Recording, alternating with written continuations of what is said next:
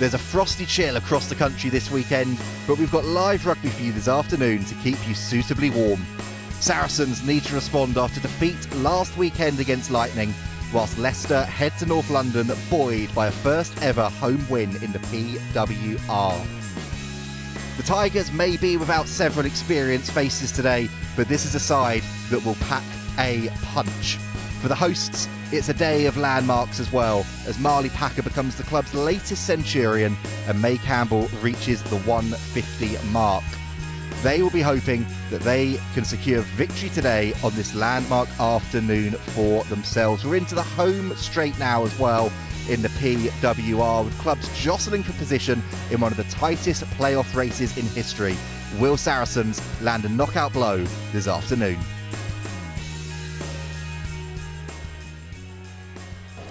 Welcome then to StoneX Stadium, NW4 here in North London for Saracens women against Leicester Tigers women. Jess Breach is with me once again. Jess, had some really good feedback about your last two appearances, so we thought we'd bring you back for one final time. Glad to be back? Yeah, definitely. Maybe I did think that I'd be able to warm up so I wouldn't be featuring, but yeah, it's nice to be back. It's definitely given me something to do whilst being injured, and yeah, I think that we've got a nice little connection, so yeah, it's been good. It's been really good. One more to go, and well, one more to go for us, but 5 more games to go for Sarri, starting with a big one today against Tigers, needing to rebound after last weekend. Oh, for sure. I think it was really important to get the 1 point out of last weekend, but I think it's disappointing. Like, we don't want to go away to a team like Loughborough and not be able to get 5 points. So yeah, definitely being at home, hopefully we can secure 5 points. Leicester have changed their team a bit, probably missing about 10 players of their starting lineup, so I think it'll be really interesting, and hopefully it's a nice sunny day. We can showcase what Saracens rugby is all about. Like you said, it's a nice sunny day. There's a bit of a bitter chill though. Really cold when these two sides met earlier in the season as well, and Leicester did pose questions of Saracens that day. Yeah, definitely. I think they've got a lot of challenging players, but like I said, they've changed their team up, so actually I think it probably is more of a challenge for Saracens today. We don't know what they're going to bring. A lot of those girls probably haven't played a lot of minutes, so there might be some rawness, some vulnerability that maybe Saracens can like execute and maybe dive into. But yeah, it's going to be exciting, and hopefully we can get the 5 points, because it's definitely what we need. The top 4 is tightening up, and yeah, if we want to be in that semi-finals playoff and potentially a home semi-final, it's definitely what we need. Like you said, it is definitely what Saracens need today. They also need it because there's 2 milestones today. Marley Packer's 100th, May Campbell's 150th, and I was able to catch up with the pair of them a little bit earlier on about what those milestones mean to them. A big day today here at StoneX Stadium, but a big day for the 2 women to my left as well. Marley Packer, 100 appearances for Saracens. May, 150 for you. We'll start with you first. How proud are you of reaching that achievement? Yeah, I was reflecting this week, and I'm just hugely proud to be part of like such a great club and to play amongst the group of players that I do and the staff that I get to work with week in, week out. So yeah, it's a very, very proud day for me. And Alex was saying up there in that team meeting, doesn't feel like it was that long ago that you got to the 100, but some really nice words from him up there in that team meeting as well. What does it mean to you to have that sort of said in front of the group as well, putting the pressure on? Yeah, I think I was definitely blushing, having all eyes on me. But no, it was so nice, Alex's words. Obviously, I've known him for years and years and years, so yeah, it's just really nice for him to finally say some nice words about me. But no, I know he obviously speaks very fondly of me, so but it's just great to be able to take to the field today with the groups of players, and they've made it already such an incredible day. And Marley, for you, the 100th, Alex said in the week to the press there weren't many milestones that you haven't reached yet in your career. 100 up now for Saracens. How proud are you to be part of this club? Yeah, super proud. I think I joined Saracens back in 2017 when the league went to the PWR in I think all that myself and Saracens women have accomplished in that time is pretty special, and we're trying to leave a legacy, but then also keep carrying on to be the best in the league and always strive to be better and one step ahead. And I think, you know, the way the club backs us as a women's team, but also now the integration within the men and within the club, it is phenomenal of where it started for me back in 2017 to where it is now. And like May, huge honour and privilege to receive my 100 cap, but also like we've got a massive game today to focus on. Like, these achievements are massive, but we've got to do it for the squad, and today's a massive game for the rest of the league. Just final one then, because you said it there, it is a massive game today, looking to rebound after last week's defeat. Milestone's obviously great, but I suppose they can wait until the final whistle with a job to do first. Yeah, definitely. I think, Alex said it upstairs to me and May, it's about recognising those milestones. But look, we've got a job to do today. We've got a Tigers side that are coming down to put their best game out against us, and we need to make sure we do that, but also put some wrongs right from last week. But the learnings from last week, we need to get better this week. In the opposition, whoever we're playing, we need to perform as a Saracens group. And we're looking at that top end of the table now. Every game's really tight between 4th, 5th, 6th, and I think we need to make sure that we keep playing each game at a time and putting a performance in. As you said, it's about putting a performance in. May seems to be scoring every single time she steps on the field, so hopefully some more to come today. Both of you. Some more bagpipes as well. I'm sick of them already, I've got to be honest. But both of you, thank you so much for joining us pre-match, and best of luck out there this afternoon. Thank you very much. Thanks. Enjoy the game. From the dark ages to the digital ages, as one of the world's largest London metal exchange traders, StoneX is leading the revolution of the base metal market. BM Execute is an online, real-time risk management system for the base metals industry. Easy to use and rich in functionality, BM Execute will allow for easier risk management, real-time views, and reduced operational risk. BM Execute takes base metal trading to the next level.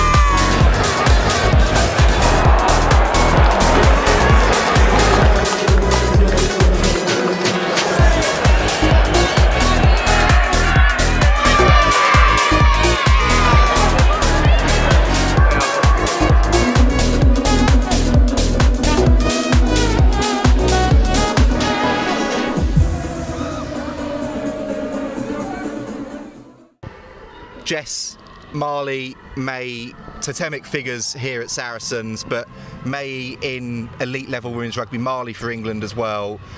How great have they been as servants to this club? Oh, amazing, phenomenal. I think to be able to, for someone to reach 50 caps or appearances, I think it's amazing. So to have them both at 100 and 150, I think is incredible. It's credit to the hard work that they both put in, day out, especially, May, she works as well as plays. So I think, it's a credit to her to have that 150, and hopefully the girls can get behind both of them today and put in a performance that we'll be proud of. And May seems to be having the season of her life, finding the try line or 2 or 3 turnovers a game every single time she's taken to the field this season. Yeah, definitely. I think she's playing really well, just playing with confidence and freedom, I think, which is really important. And I think she's the girl that needs that. I think when there's pressure on her, she maybe doesn't shine as much as she has the ability to. So I think, she's played really well, and obviously played a bit in the back row. So I think, it's funny that both her and Marley are getting accreditations today for both remarkable appearances for the club.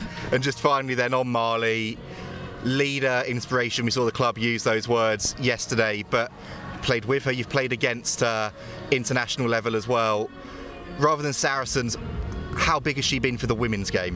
Yeah, massive. I think she's also grown loads since probably her first appearances within women's rugby to now 100 here, and many for the international level. And I think she's definitely a leader, and it doesn't come naturally to some people, and it probably didn't come naturally to her, but she's grown. And I think I would always want her on my team, or if I was stuck on a desert island, she's definitely someone that I would be bringing onto that island to be like, help me please. She's just a lovely human, and really caring. And I'm definitely proud and honoured to have been playing alongside her for as many caps as I have. and many more still to come for her as well. Marley Packer then, a player that Alex Osterbury said anyone would follow into battle, I should say, and May Campbell, just a bundle of energy whenever she takes to the field. We've put together a couple of little montages to celebrate their achievements today, and after that I was able to catch up with Leicester Tigers' Tess Feury. Marley is like the heartbeat of the Saracens team.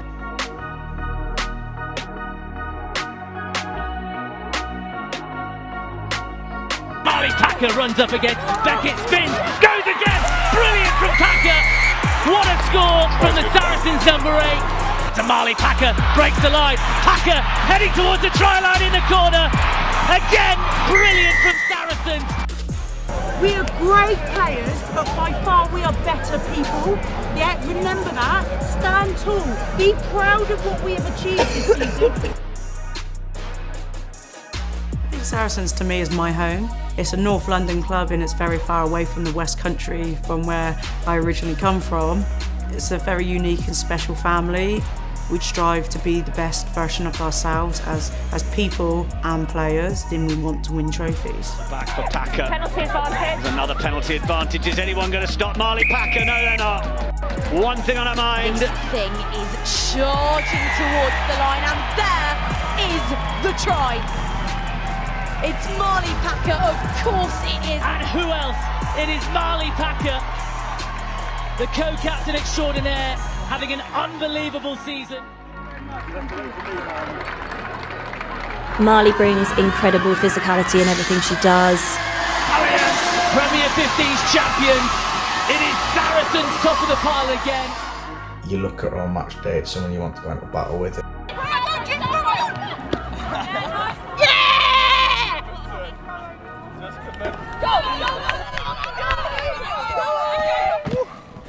Hey, got man on fire. 284.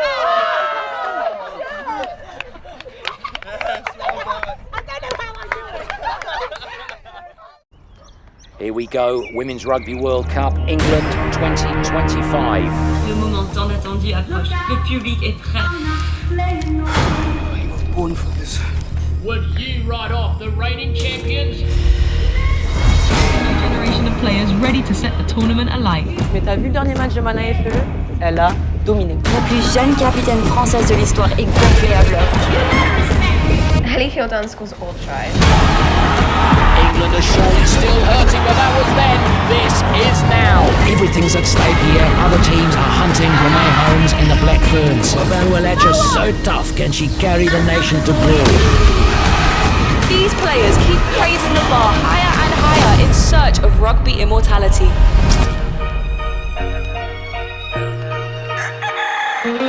When this tournament's over, who will history remember?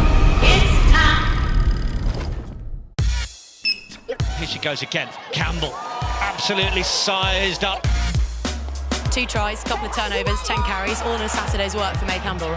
May Campbell, hooker, occasionally back row, Saracens.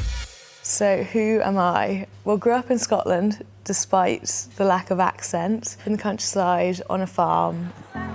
I've been at the club for 9 or so seasons now. I guess I felt like I've grown up here. My teammates would describe me and probably say I think I'm funnier than I am. My style of play is quite tough, throwing myself into the contact. It's definitely an area of the game that I love. May Campbell, what an asset she be in these opening rounds. Well, it's definitely other players are getting me close to the try line. It's not like I've been scoring any worldies, none have made the highlights reel or gone up for try of the week just yet. Obviously playing back row is slightly different for me, but it's allowed me to, I guess, have more involvement. I think that then sets the tone for the rest of the game. May Campbell stands out week in, week out. I can't say enough good things about May Campbell. It was just great to see us go there, execute our game plan, and it makes it a bit more satisfying when you do it away from home. Look at that from May Campbell. And then at home against Gloucester, we were down at half-time, and I remember saying we play the sport for each other. In that second half, I was just, hugely proud to be wearing Saracens shirt on that pitch. Tell you what, May Campbell has been playing at hooker all her life, but perhaps she really is a flanker. Another turnover. because of the last performance, going there and losing. We've done a lot of reflecting upon ourselves. It's made us more motivated to try and achieve our end goal this season. Obviously, it'd be great to be involved with England again. There's obviously the Six Nations and then the World Cup. But I very much know that week on week, it's about putting myself and my best foot forward, and then hopefully the performances from there will speak for themselves. But yeah, that's a bit about who I am. May Campbell, she's having the season of her life. Tess, thanks very much for joining us pre-match. A big win last week against Sale, second of the season, but a first home win in the PWR. What was that like for you as a group? A big milestone? Yeah, that's been a milestone we've been chasing for the past 2 seasons. We really wanted to get the home win for the fans, kind of bring some morale to the team, and we had a really good statement performance, so we were happy. And like you said, a big statement performance, but ever improving this season, posing more and more questions. We saw that at Twickenham against Harlequins as well. Where do you feel you're at as a squad? Yeah, we've made a lot of improvements this season. We're finally starting to put some points on the board against a couple top 4 teams, top 5 teams, so that's really exciting. And you know, every game, of course, we're chasing a win, but we're also chasing a bonus point, so that's definitely a goal for today. It's the final one then. When you came here last year, it was pretty tight until that last 15 minutes or so, nearly got a try bonus still out of it as well. What are the targets, the goals for today's match?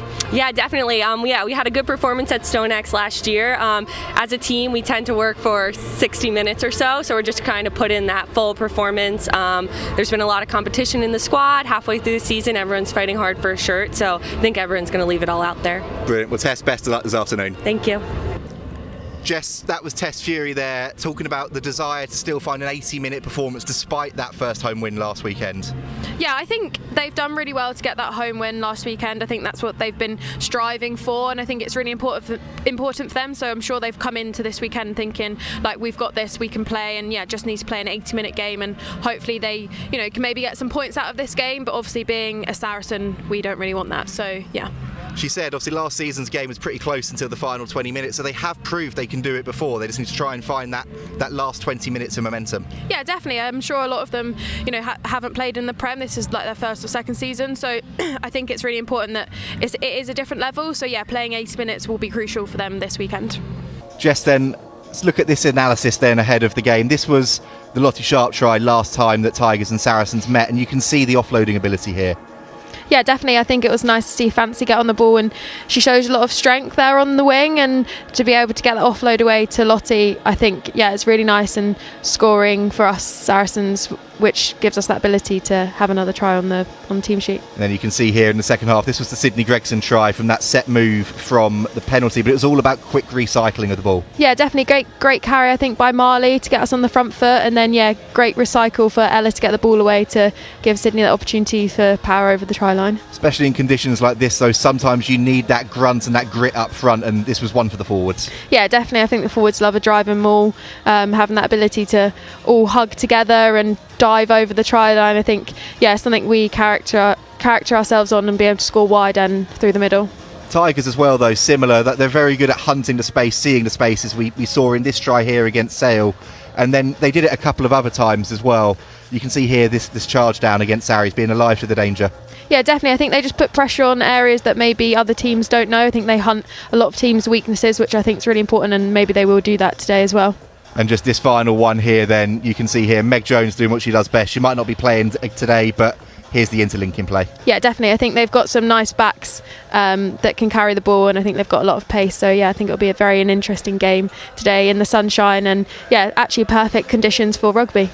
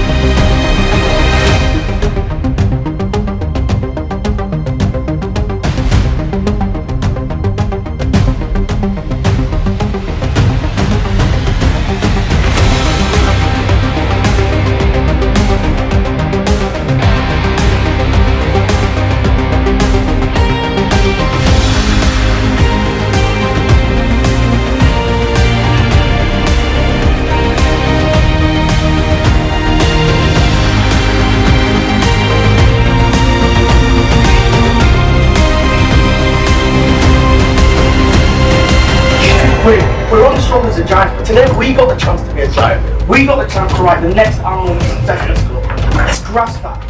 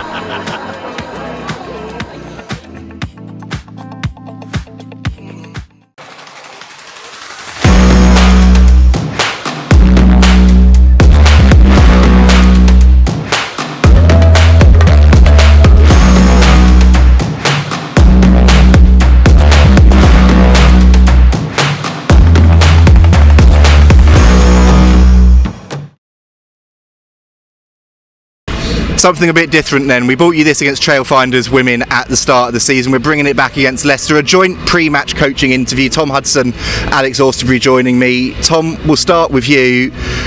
Big result last week against Sale. What does that do for you as a coach coming into this sort of game in terms of that added motivation for the side? Yeah, it's great motivation. It doesn't have much resemblance on this week. We're probably looking at more words like reaction and grit this week. I've got a feeling that the words from the camp on the other side was reactions, and there's only ever one word that you really use when you're playing Saracens away, and that's some grit. Grit, obviously the word. That Alex, I'll pass you the mic in a second just to make it easier, but coming up against this Tigers side, it was difficult at Welford Road earlier in the season with the conditions similar today. How many lessons can you take as a coach from those previous matchups against sides?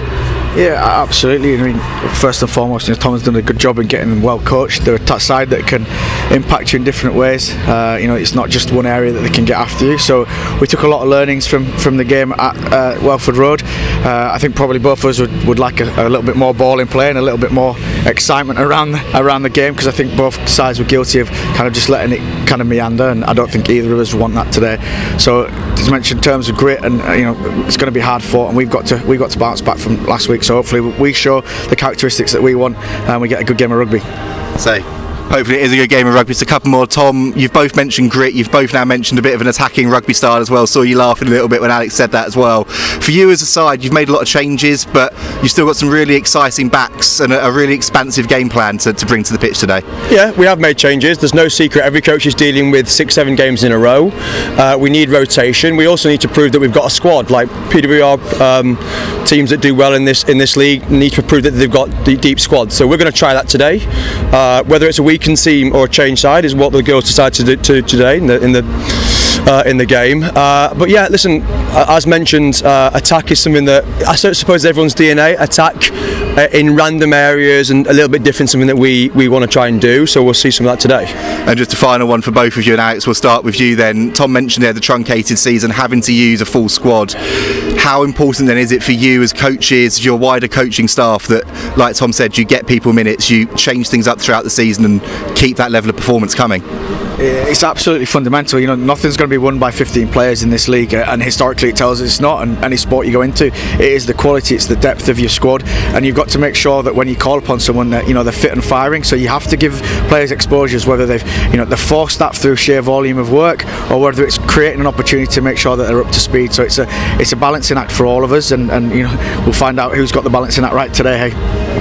And Tom, you just said something very similar there in terms of that balancing act throughout the campaign.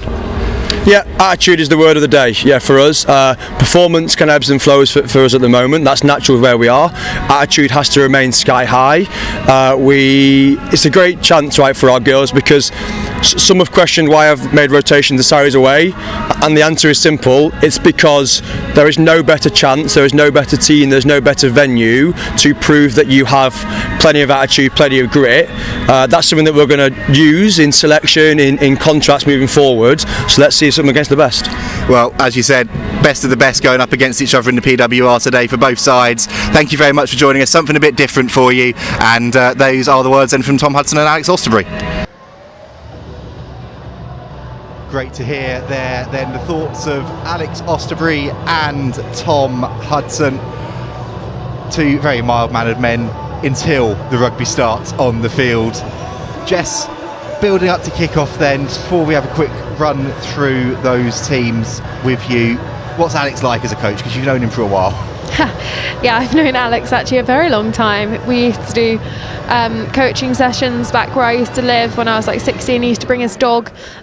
So yeah, I've known him a long time. He's definitely someone that's dedicated to the women's game, which I think you can see because he's obviously been at Saracens for a very long time, and I think he's a very good coach and very determined to get people better. And Tom Hudson as well, someone that's been in and around that Leicester environment, but really trying to make a stamp now and develop this side into a more competitive outfit, and you've seen it this season with the results they've had, starting to get the wins.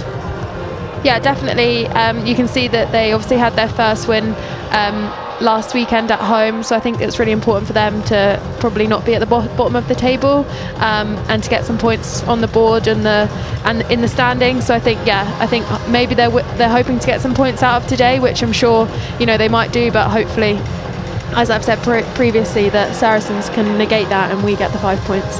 Like you said, it's about getting those points on the board now. They look, well, some of them look warmer than others over there. It's a chilly day here at StoneX Stadium, and we should be in a position to run you through those all-important teams. Here's the Saracens side, 6 changes from that Loughborough game, a first start of the season for Corinne Grant. Fancy Bermuda's in her first start since Leicester away, ironically, and a late change for you. Emma Hardy in at 13 for Sydney Gregson.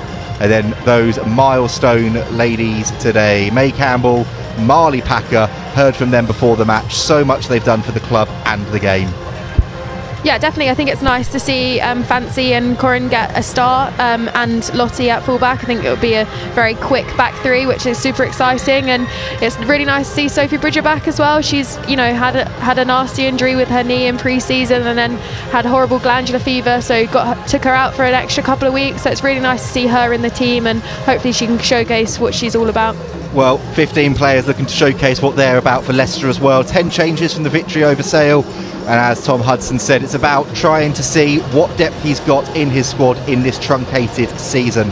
Talia Brodie, her first appearance since that Saracens match at Mattioli Woods, Welford Road, after suspension in that one. And Emily Henrik moving from the wing to, well, what's more familiar for her at international level, that 13 jersey. Rasheen McBreen, the captain, moving from the back row into the second row. And it's all changing that back row. Tiana Gordon, Morgan Richardson and Brodie forming a pretty formidable trio. Yeah, definitely. I think they've got a very powerful pack, which I think going up against our pack will be crucial today. And then you see the bench here. It's nice for Joya Bennett to get on the team sheet again, a young stud, and something that I think is very exciting for the future. Like you said, some young players across the board, and well, 2 Milestone ladies for Leicester sprinting out, 2 women I should say who have done an awful lot for Leicester. Morgan Richardson, number 7, and Amy Ralph, number 21. It's their 50th appearances, the first 2 players to reach that milestone for Leicester Tigers, and you can see them there in that yellow? I don't know, I'm colourblind. Clearly colourblind. In that white and green away strip. No Meg Jones, no Amy Cockayne, no Julia Amakwale, but still plenty of talent in this 15. And you can see now making their way out Marley Packer for her 100th appearance. There she goes, running out on to the turf, and she is then followed by May Campbell, making her way out. I tell you what, Jess, they've done the cameramen much more of a favour than Zoe Harrison did against Bristol. Zoe sprinted out of that tunnel. They made sure they were ready for those shots. Yeah, both of them I'm pretty sure loved the limelight, so I'm sure they wanted to wait for their moment. and yeah, get it. And it's pretty special. I think, you know, that's one in a lifetime opportunity to be able to run out for your club that many times. And I think, yeah, it's definitely something that you can take in. There's a bit of a mix-up actually here. Just before kick-off, we actually as Saracens normally always start on the left-hand side and kick from left to right. But yeah, it's a change-up this week, and I think maybe that put maybe Marley off because she ran off to the left and then May ran off to the right. So yeah, I'm sure that's really confusing. But I'm excited. It's cold. I've got my hot water bottle, courtesy of our team manager Mel. So big shout out for Mel. Thank you for my hot water bottle. I did my running session before the game. I've got my protein shake, and I'm ready for an exciting game, aren't you, Harry? I really am. And there is a man who will also be ready. Dan Jones, our referee, assisted by Callum Howard and Veryan Boscoon today. And as you said, Jess, cold is the word. You're suitably warmed up. Uggs on the bottom as well for the extra layer of warmth. That's even worse, sorry. I'm doing all right, but I have got a t-shirt That's underneath, even worse, so sorry, we'll see how that goes over the next 80 minutes or so. I did get a lot of hate for my Uggs, so we'll get there in the end. actually if I could get some comments about Uggs yes or no for 2025, that would be very good. Nothing to do with rugby, but... Well, nothing to do with rugby, but an important conversation all the same. And we just had a little bit of a delay whilst the AR put boot to ball. And no one likes them. The Tash Jones. Yeah, no, that was probably the worst of the three. The balls. That's about the third ball. Now. It's been an interesting start here. No, we had a little bit of a delay against Bristol. They're all flat. And you can hear him. He's just said that's flat as well. Jess, I'm just going to turn the ref up a little bit here and just listen to this. I'm sure Zoe Harrison would be fine with the ball. We have to get a pump then, because this is not good enough. Yeah, so you can hear the referee saying, look, none of those balls are good enough. They're all flat. Yeah, we have to wait then. Sorry. They're not. They're flat, they are. So, that one. Whilst we're coming back with that, flat. Jess, someone's already commented saying that Uggs are a fashion crime. They only wear Crocs. So how are you taking that one? Crocs? Oh, I'd like to know what colour Crocs they wear. That's but I think Crocs definitely for the summer. I do take my dog out for the toilet in Crocs because they're nice to slip on and slip off. Is that what it should be on there? But they also do have fluffy bits on the inside, so they also are very warm. They are indeed. Let's see what the ref's saying here quickly before we go back to the thrilling conversation about choice of footwear. What about the ones from Tigers?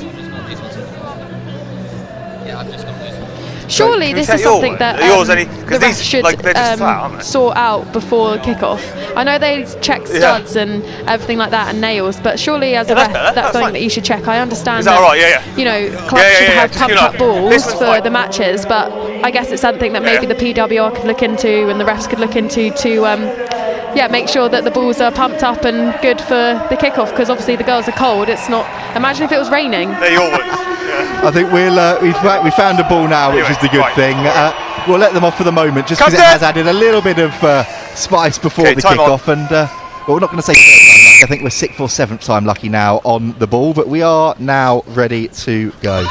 And Natasha Jones gets us underway here at StoneX Stadium. And that ball is taken cleanly. Infante descent.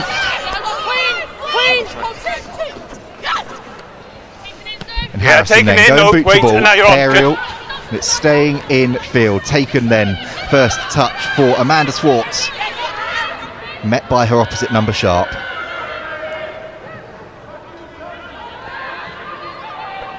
And Saracens looking to hold that one up in the contact.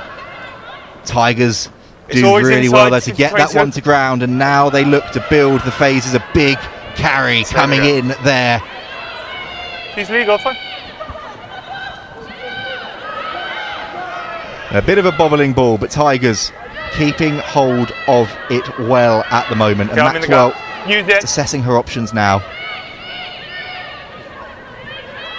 Hopefully it's great patience from Saracens to trust our defensive system and to just keep them in their own half. And I think at one point they will have to. Oh, the refs called a maul, so I'm sure if this is unplayable, Saracens will get the scrum. So that is great.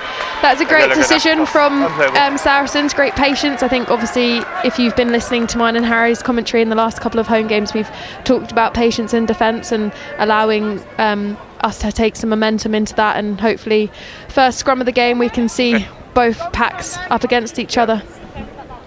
A chance to see both of those packs, and Jess, as yes, you said, there will be. Yeah, patience has been crucial for Saracens in defence, and perhaps it's no surprise that it's those two women, Campbell and Packer, that were there making the disruption for their side and giving them actually a really good first attacking opportunity here. Binds! Set! You can see that Saracens on 4-2 split on the midfield scrum. Great initial shove there by Saracens. Advantage. Ref's given us an advantage. And it's trundling forward quickly, and there's an attacking opportunity, and there's loads of real estate for Lossie Sharp to charge into, up into that 22 now.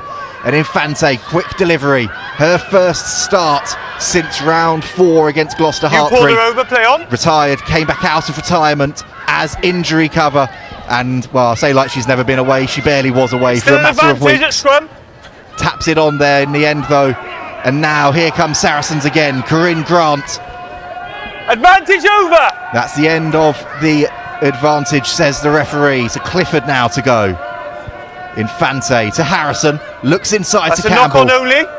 A knock on, says the referee, and it's come off a Leicester Knock on. hand in the contact. Scrum for Saracens, and Jess, we could see there Zoe Harrison is keen to play today with some of those passes When she's she been made the flinging line break about. over there, Yeah, definitely. I think, like we said in the pre-match talk, that it's a nice dry Good marks, day yeah, with full the time. sun obviously only peeping in probably half of the pitch currently, the half that we're not in. So yeah, no, I think we want to showcase that running rugby that Saracens is all about, and I think you could see that in the first even 3 minutes of the game. I think we just need to keep a bit of continuity. I think potentially that inside ball probably maybe wasn't on, and we could just recycle the phases and just keep a momentum going. But let's see what this second scrum is like. Saracens had the upper hand first time round, and Tigers looking to respond, but Saracens getting the march on again. And there's Cleo going down the short side, inside to Infante, and Leanne Infante does not miss from there. 3 minutes on the clock. Saracens strike first, and Leanne Infante has her first try since round 2, back in the starting lineup, back scoring for her side, and a great start for the hosts, Jess. Yeah, definitely. I think it's a great scrum. I think the front five do a good job to get a massive shove on to give them momentum, and then the ref calling penalty advantage, and then Poppy the good rugby knowledge that she has going down that short side and dropping the ball under for Leanne, and I think that's just the great connection that those two have. I think trusting each other's ability and knowing where each other are going to be. I think not a lot of eights can have that skill and that ability to chuck it back on the inside. Seen it a couple of times from Poppy Cleal in recent matches when she's been involved in the starting team. Almost Sevens-esque, just happy to chuck it out the back, like you said, holding it in one hand, flinging it around, and I think it's coming more and more into the back row game, isn't it? Having to be able to get those offloads and those dummies away, and Poppy Clear has been a master of it for years. Yeah, definitely. I think she probably enjoyed that one probably more than Leanne. Unfortunately, there Zoe did miss the conversion, so only the 5 points were secured from the try.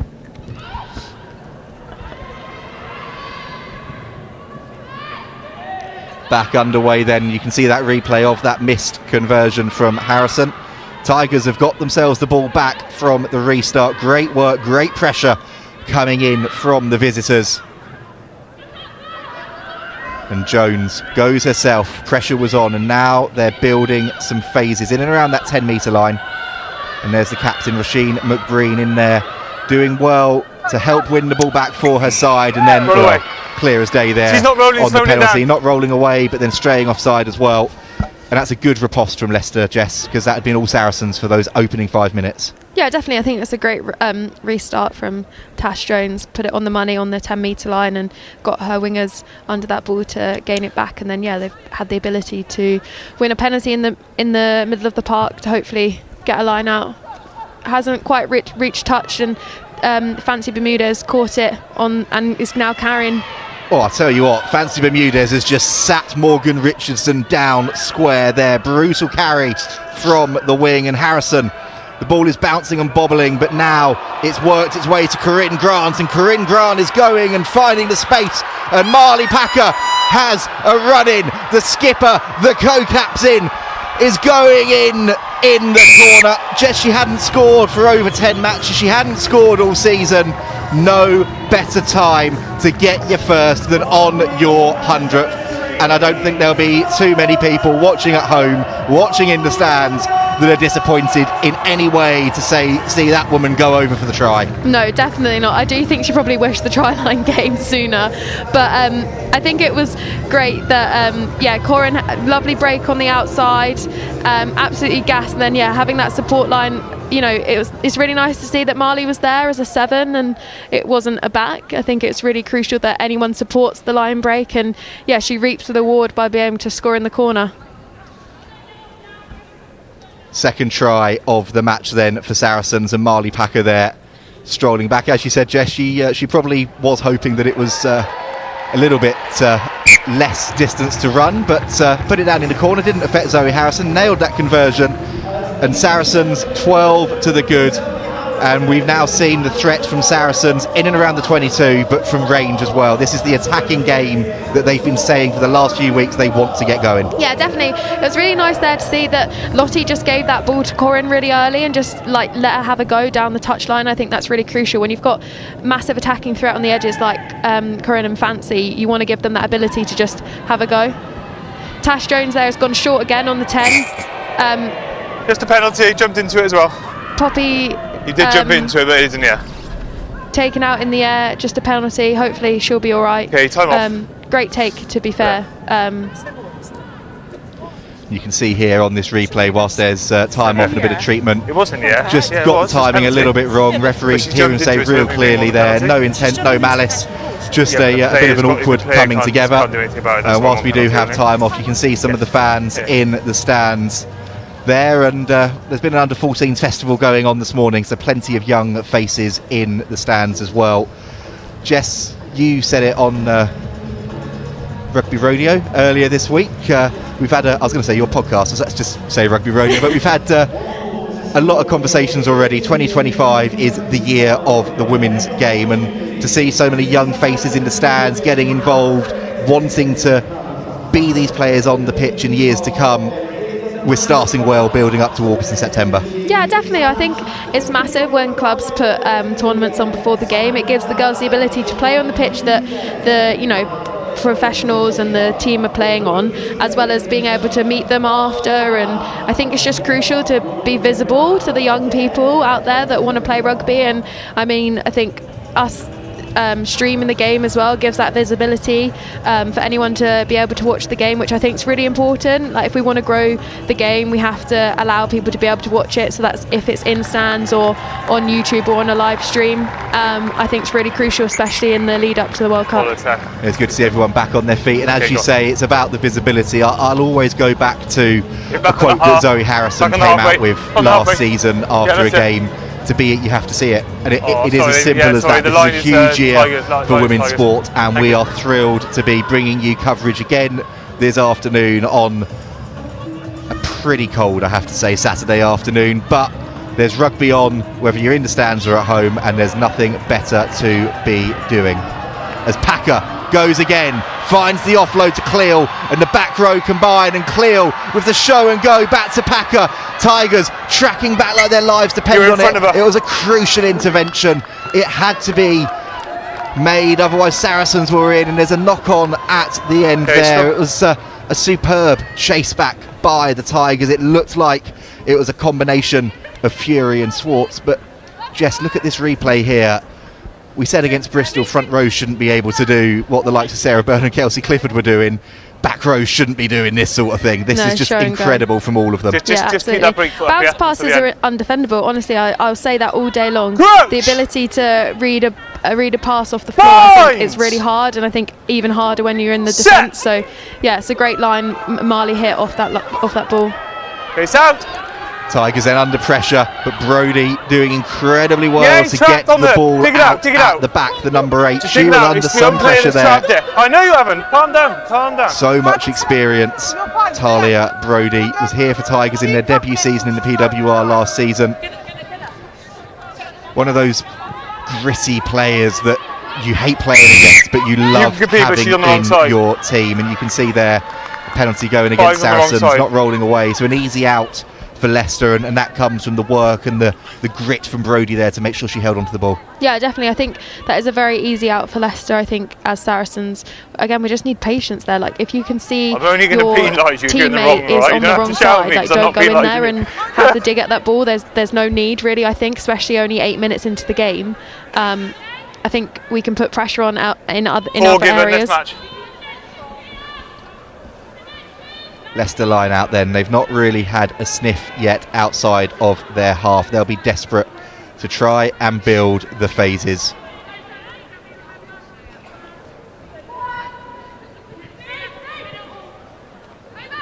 And that one is bobbling, but Maxwell tidies it up well. And Jones, that one's just not quite clipped, but it has gone backwards, at least for the Tigers. But now they are under some pressure, and Saracens have managed to turn it. Infante, Cleo, Bridger, her first touch, and Gallagher fancies a little show and go herself. Bridger again with the touch to Harrison, to Sharp. Not much space, so she checks inside, and Henrik pulls her to ground. You got to roll quicker, so that's no reward yet. Inside ball again, and Kelsey Clifford on the charge to the co-captain. Marley Packer, well, it's like London buses. She's waited all season for a try, and two have come along at once, Jess. Cool. I didn't know where you were going with that one, Harry, if I'm honest with you. I'm not sure Marley would have liked to have been known as a London bus, but yeah, it's great continuity and a great recycle there on the edge. And yeah, I think we're just clicking today, which is really nice to see. I know it's only been, like I said, like 8-9 minutes, but yeah, I think everyone's playing with a bit of confidence, and I think that's what we needed after last weekend. A great inside ball there by Poppy to Kelsey, and I actually thought Kelsey might have gone herself, but yeah, support play again from Marley. And I do actually want to say, I know Marley is playing her 100th appearance for Saracens, and obviously earlier on in the week she got made vice captain of England, and I know it did hit her maybe a bit harder, but I think to come out here today and be playing the rugby that she's playing, I think's amazing, and just playing free, and I think it's a credit to her really. Like, she's a stalwart of women's rugby, and it's really nice to see that she's playing with a heart on her sleeve and playing some really good rugby, which I think is really special for her. Like you said, it's really special that the big players stand up. They always stand up. And Marley Packer still part of that England senior group, herself and Meg Jones, vice captain, Zoe Aldcroft, the new England captain. That's, as you get a Saracens penalty here, Jess, that's a pretty formidable group of leaders. Yeah, definitely. I think you've got a lot of characters and a lot of experience in that leadership group, and I think that's exactly what you need going into a World Cup and Six Nations. Okay, edge of the line. Saracens penalty then, and Harrison was in no mood to wait. She's hold that good. Straight over to the 10-metre line, and Saracens are bouncing and bumbling away again. Well, you said there, Jess, that bounce passes are the way to go, and it's well worked out for Fancy Bermudez. No thought about the pass from the Canadian international, though. Route one from her, and Packer goes again. Two tries to the good already, 10 minutes in. And Harrison spins that across to Campbell, frees the hands beautifully to Senft, and Senft keeping the hands going. Bermudez, and here goes Saracens again, and Gallagher. That's a great cover tackle there. I think by the 13, Emily Henrik there with the tackle. It had to be made. It was a crucial one. And play away. May Campbell, that's maybe not one for her highlight reel, tripping over her own feet there. She's done so much right this season. I think you can forgive her that. But her side are hunting a bonus point already, and Packer, the next to have a go. Hunting a hat-trick, she is. She already is, and Infante is having a look. Sees the space to the other side, and Zoe Harrison goes over. She can't stop scoring, that girl, honestly. She can't stop scoring at all. Zoe Harrison, well, she's Saracens' top point scorer this season already, 87 points coming into this one. It's now 7 tries in the league for the fly half. Jess, she's keeping your seat warm on that wing until you're back, but more than making up for it. Yeah, she asks when I'm back all the time, and I'm thinking, girl, you actually don't want me because you're stealing my glory on the edge. But no, fantastic patience there for Saracens to recycle the ball, and I think the carrying ability. I think we had a refocus after the Leicester game this week, and I think we wanted our carries to be more vicious and to be more dominant, and I think you can definitely see that in the first 15 minutes of this game. Harrison lining up to convert her own score. She's taken no time today, Zoe Harrison. She must have been late or something today, and that's why she's rushing everything else. She, not rushing, but not taking her time. She obviously kicked that penalty really quick. The line out went quick, and conversion's over. And obviously that's maybe a new routine for her, not having to think about things. Sometimes you don't want to think about things too much because it does put the pressure on. Or maybe it's the leggings. Maybe it is the leggings. Who knows? But we were filming those pre-match VTs you saw earlier, and Leanne Infante was coming over and bellowing in the corner about wanting to wear leggings and not being able to, not having the right ones. But Zoe Harrison is, Jess, you say she's in a rush. That's 11 points now in this one already, so she's 2 points shy of a century of points this season in the PWR. Yeah, phenomenal. I think she's got a great a kick off the tee, and I think that's really crucial for us as Saracens, especially in the tight games that we've had. I think she's been amazing for that, and I think that's definitely helped us get wins over the tight teams in the top 4. This is great line speed, but a great carry there by Leicester. Hopefully they're going to get it into their backs. Another great carry by Leicester. Release now, 5. Leicester 6. Gordon. Tiana Gordon then was at DMP a few years ago, popped up at Gloucester Hartpury, I think it was a couple of seasons ago as well. But another formidable player. I think there was a ridiculous stat a few seasons ago where she made something stupid like 300 plus tackles in a league season. She is a player that is able to do damage, but Saracens have got plenty of those as well as they look to strip the ball and attack. The hands not quite clicking though, and Corinne Grant, it bounces, it bobbles. She's managed to tidy it up, and Tigers playing one player light at the moment as well. Some treatment going on in the backfield.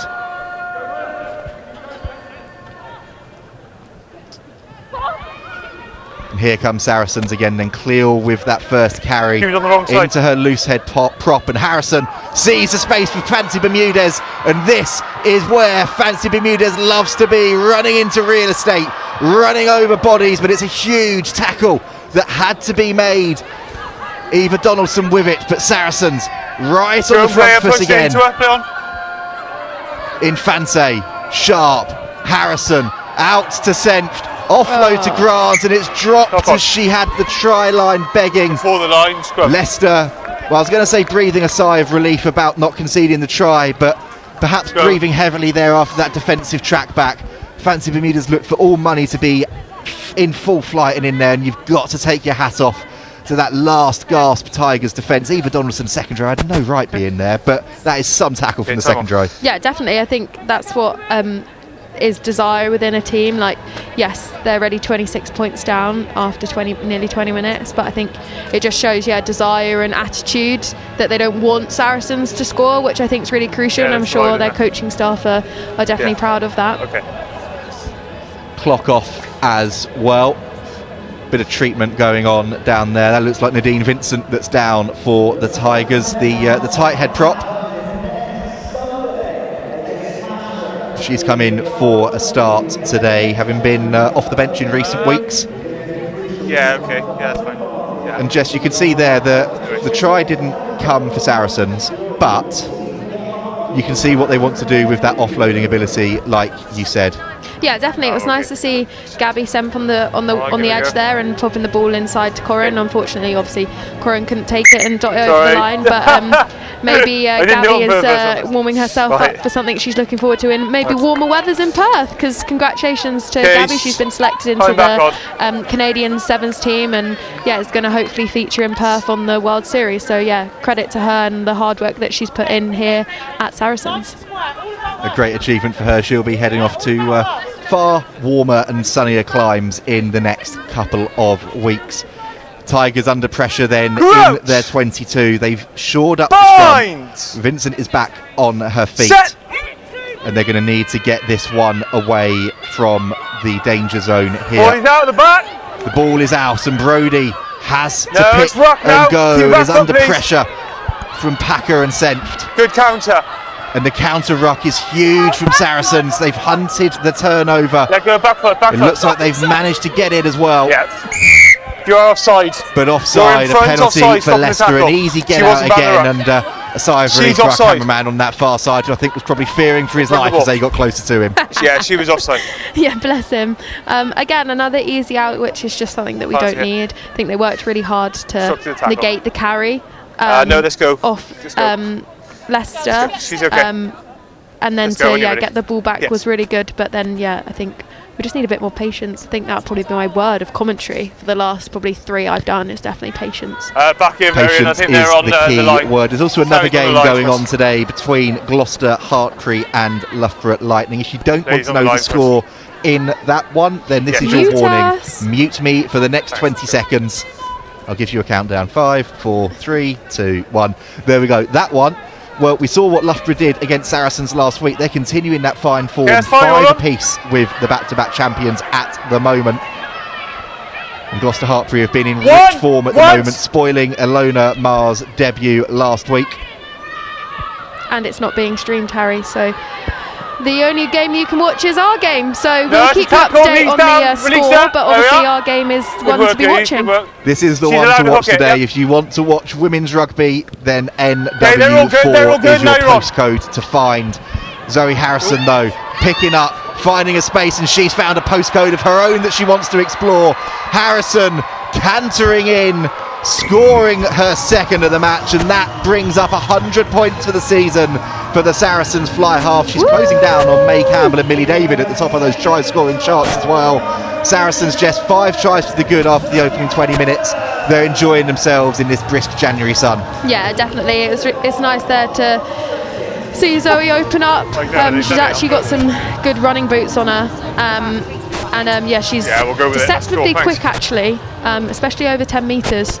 It's really nice there to see her get over the try line. I think she's probably playing some of her best rugby she's been playing in a little while, and playing with some confidence, and I think it just shows there by obviously getting on the score sheet twice already and about to convert her own kick, hopefully. Pressure on then for Harrison to live up to what Jess said, and Jess, it's the commentator's curse. Commentator's curse. It's 31-0 still though to Saracens. 5 tries to the good, and they will be really happy with the start that they have made here. They wanted a response, they found it so far. Yeah, definitely. If you just saw there on the replay, Leanne Infante gave a lot of pressure onto Natasha Jones's kick, so I think probably they need to have a bit more blockers in there to give her more time to get a better kick away. And also shout out to Zoe's grandma who'll be watching, and that's why Zoe wears the white ribbon in her hair, so she can see which one's Zoe. So hello Zoe's grandma. Hello to Zoe's grandma, and to everyone watching at home. Great to have you with us. Keep getting involved in the comment sections as well. We want to hear what you make of the match, what you've made of the season so far, and of Jess's choice, which seems to be causing some debate in the comments as to whether it's Uggs or Crocs. Really? Even at the moment. Okay. So keep getting involved in that one as well. We want to hear your thoughts. We want you to get involved today, and we want to make our coverage as open, inclusive as possible. Maybe we should put some cowboy boots in there. What are people's opinion on cowboy boots? Oh, that's a beautiful, shameless little plug for Rugby Rodeo there, Jess, but I really rate it. I've got to give you credit for it. I think my co-host is watching, so hey, Ellie. Saracens had the penalty, then moving quickly, and Bridger going through the gears. She's had to bide her time, she's had to wait, and now finally she's got that first appearance of the season. Bermudez with another brutal handoff. Yeah, she's very physical in those outside channels, Fancy. I think Leicester have been doing well to negate her, but I think, she definitely rides that first contact, which I think is really crucial for Saracens to get on the front foot. Good effort. Building the phases, they are happy and comfortable with ball in hand this afternoon, are Saracens women. And they're still finding the opportunities in and around that 22, still hunting for space. Leicester doing well to disrupt it, to slow it down, but Evans out the back to Harrison, and a deft chip through to Bermudez. Takes it one-handed and weaves, checks, goes again.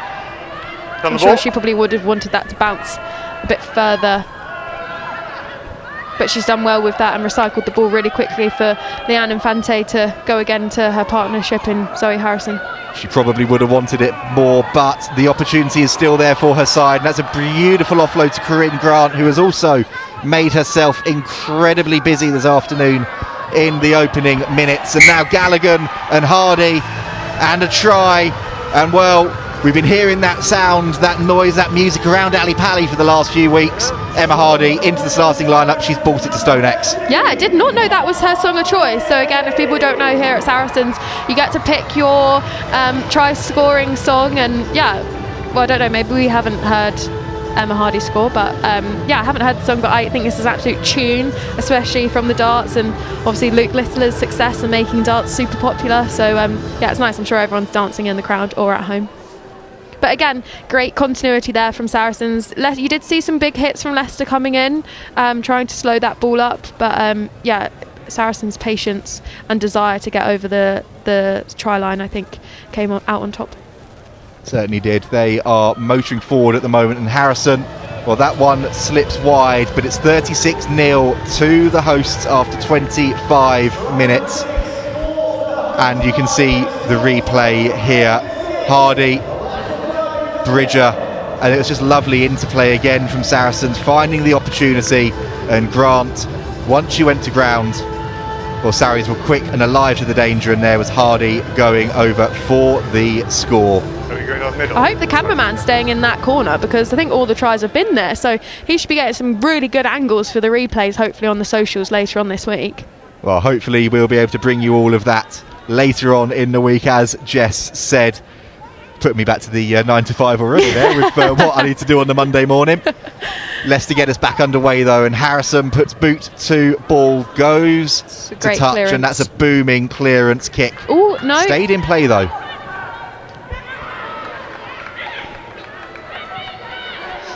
And now here come the Tigers. They need to build some phases. They want to build some phases.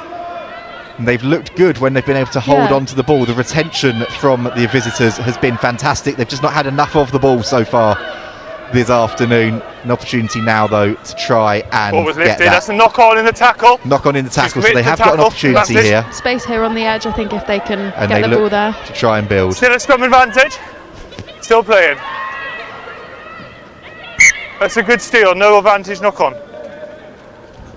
Well, there was a knock-on there in the tackle from I thought Saracens. she was looking at the We player, will not the be ball, going back to myself and Jess very shortly, but Will Roberts is making his way around the ground today, and he is with the Leicester Tigers head coach Tom Hudson. Thanks, Harry. Well, Tom, pretty much what can you hear learn that. from that opening 20 minutes? Because it must be tough viewing from a Tigers perspective. Well, there's no learnings from it, because by learnings we'd be surprised or didn't know it was coming. I spoke before about pre-game about reaction from Sarries for Loughborough, and we've seen that. All credit to them. Been made pretty easy for them. You know, I look at little things. I look at 6 7 restarts, maybe even 8 now we've had. I've seen 6 of them put on the money, 4 of them straight into a penalty. Then you've got a bit of dominance on the set piece, then you give them a few easy metres, and suddenly Saracens, the machine they are, just are on top. So, as I watch here, we've just got to, no lessons, because there's no surprises, we've just got to dig in.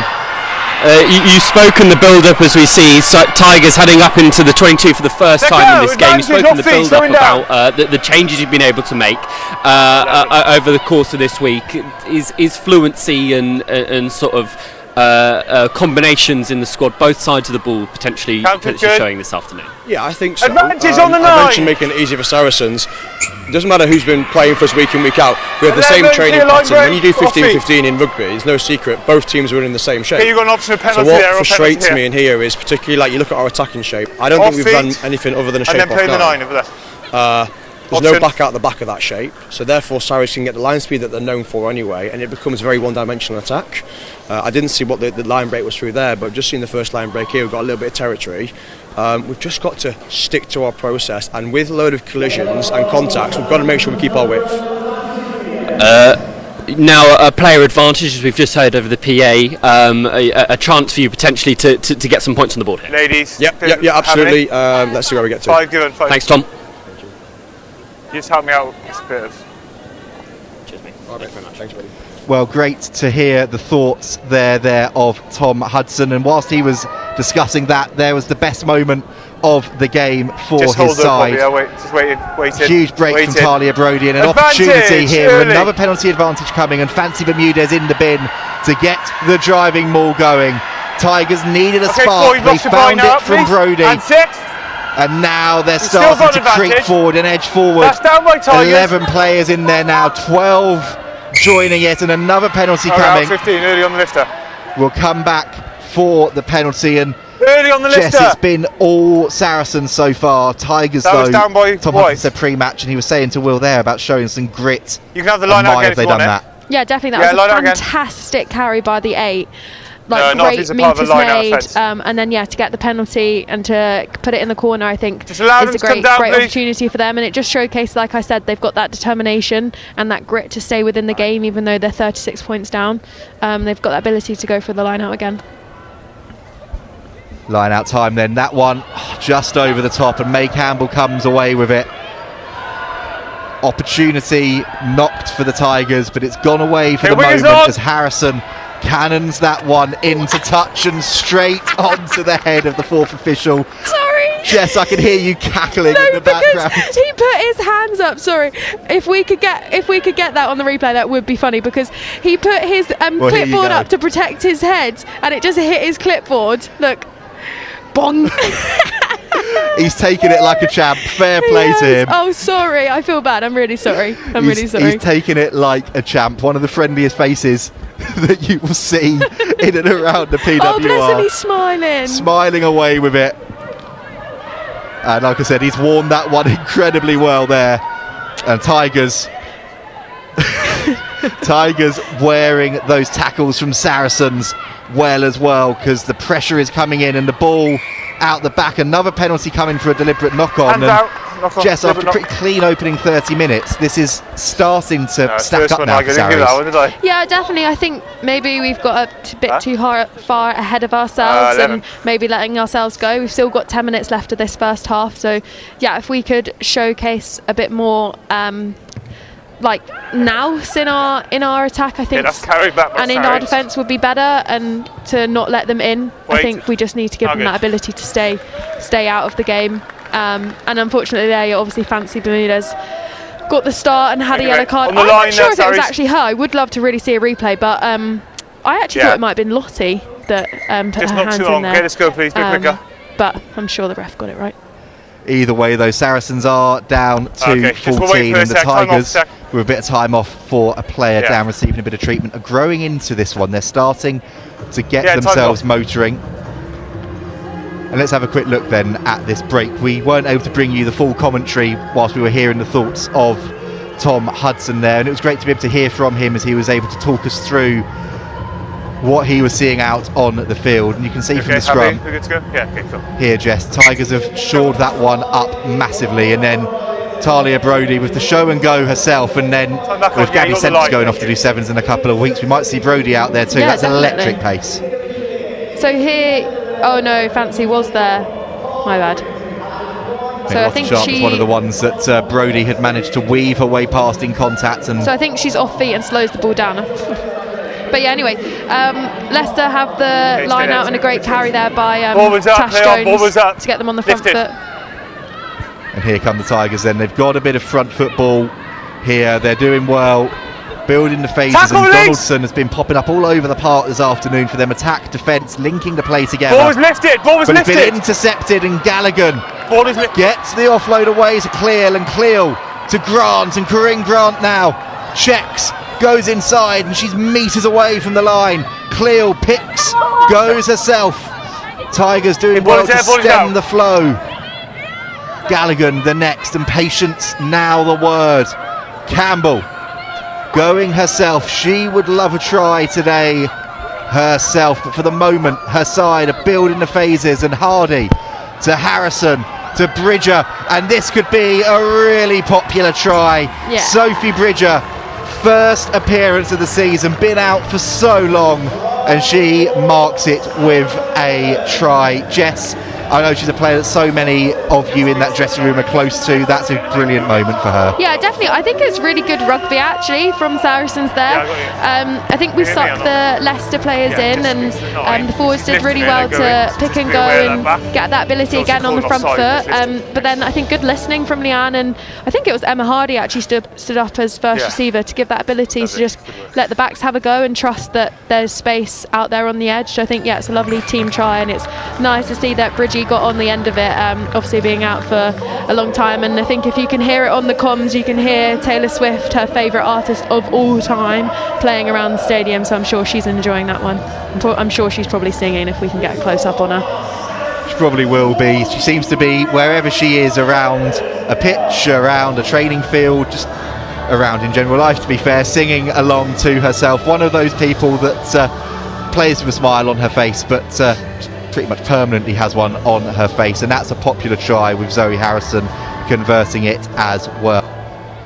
Yeah, definitely.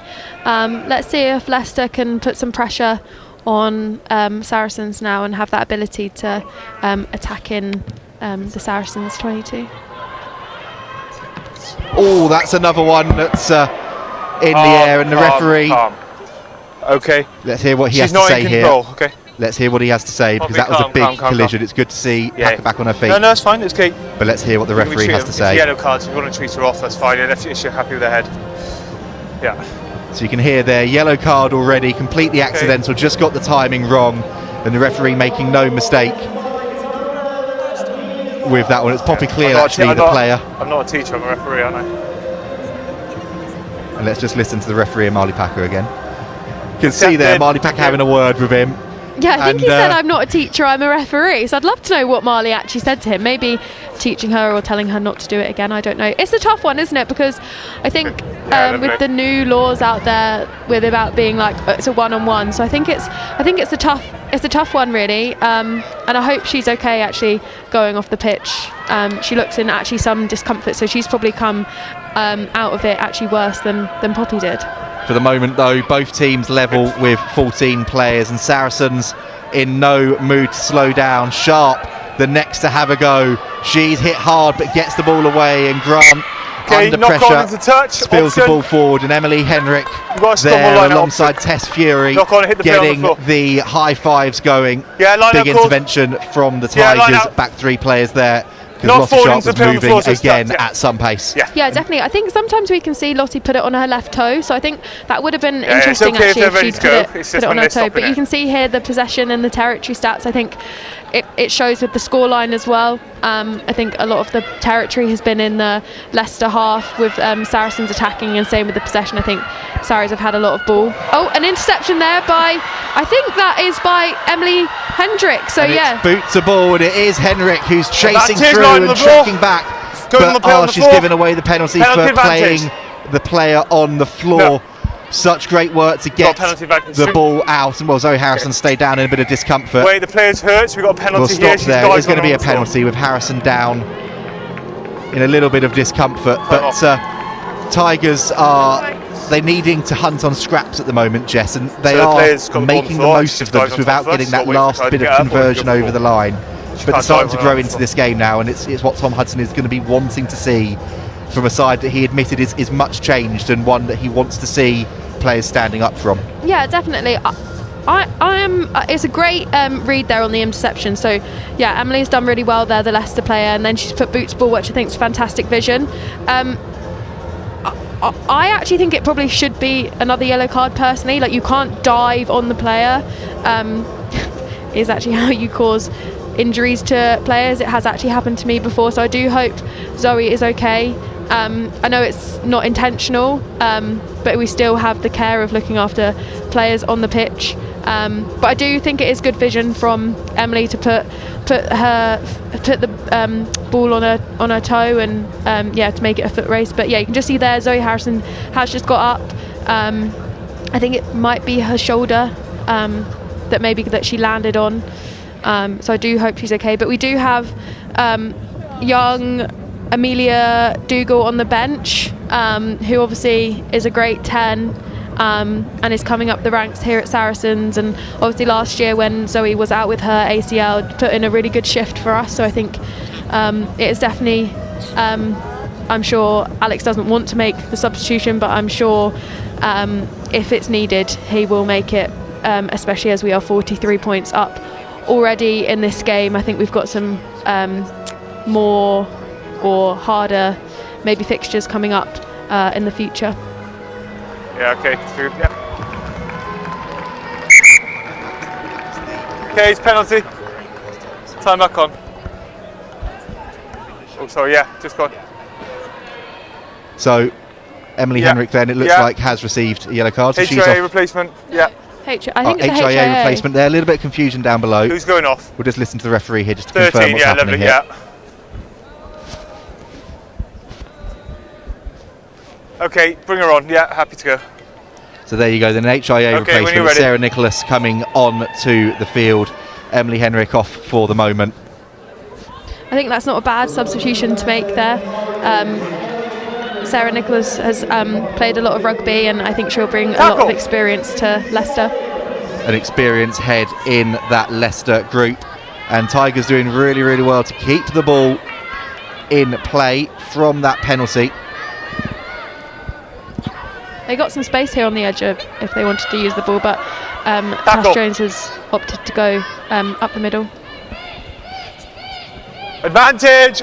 Knock-on coming in though, and a knock-on advantage for Saracens with the final few minutes left of this knock-on first advantage, half. don't play! A minute left on their yellow card as well, as Poppy Clear will find space, and Zoe Harrison is racing away for a hat-trick in the corner. The fly half, well, that's 9 tries for the season now, 1 behind May Campbell, 2 behind Millie David, and she is enjoying herself out in the sun here in NW4. I'm not sure if she is enjoying herself, if you can see her face. I do hope she's okay. I think maybe her shoulder is a bit sore. Yeah, I hope no one was able to lip read what she said when she did score the try. I'm sure she didn't mean it, and I'm sure maybe she is in some pain. But I think Alex might make maybe a substitution at half-time, especially with Zoe scoring a hat-trick already. Great play then from the fly half, and she's lining this one up. She scored 3 tries. All of the tries seem to have been pretty much out wide though, so she's been having to line them up from distance. That one just drifting away to the right of the post, but her side are starting to motor away. 2 minutes to go. Yeah, she looks in a lot of discomfort there. I think she's taken herself off, or she wants to take herself off. You can see how she's holding her arm. Yeah, I think Alex should, if he's actually listening to our comms, take her off. I think Zoe's someone that doesn't go down that often. Or we're going to carry on. And I think she does look in a lot of discomfort. So I think you see there, Amelia Dougal taking her trackies off. Okay, carry on then. Thank you. And potentially maybe coming on. Maybe Gabby said you've only got a minute left of the half. Sorry, do you want to carry on? Well, there you go. They were going to try and get it through because Harrison got back to her feet, but they are now going to make that change. Number 23, Amelia McDougall, coming on then for fly half Zoe Harrison. And there is that change then from the Saracens coaching staff. And whilst obviously disappointing to lose Harrison from the game, safety first for her, and also an opportunity for young Amelia McDougall to control things and steer the ship for the next 40 minutes. Both coaches said before the game that it was all about depth options. For the moment though, we're going to focus on this last bit of play until there's the knock-on. Not quite there. You can hear the wasn't sure word from Marley Packer there, but it's her and Clea Lassett again. Last player. But just with that, this is going to be the last play of the half. You can hear from the referee. Depth is going to be crucial in these final few rounds. If you're in Leicester's position, trying to climb the table. If you're in Saracens' position, trying to cement a playoff place. So this is a really good opportunity for Amelia McDougall to show that she can step up in those big moments. Yeah, definitely, for sure. I think you could see that at the beginning of the season. A lot of WXV players and international players were away, and the club still had to put out teams, and you saw that at Saracens. I think we went 3 from 3 in the first 3 games of the season. So I think and Amelia played a massive part of that. So she's definitely a very young player, but showcases a lot of good attributes that I'm sure she's probably learned off the likes of Zoe or Duncan coaching her. I wonder what Lottie's going to do with this ball. I think she's just going to kick it out and head into the changing rooms. A great first half for Saracens, 48 points to 0, and I'm sure Leicester will have a few stern words in the changing rooms, and I'm sure Alex will probably have some things to fix up even for Saracens. So both teams then making their way off the field. It's been a pretty brutal first 40 minutes from Saracens as far as they are concerned.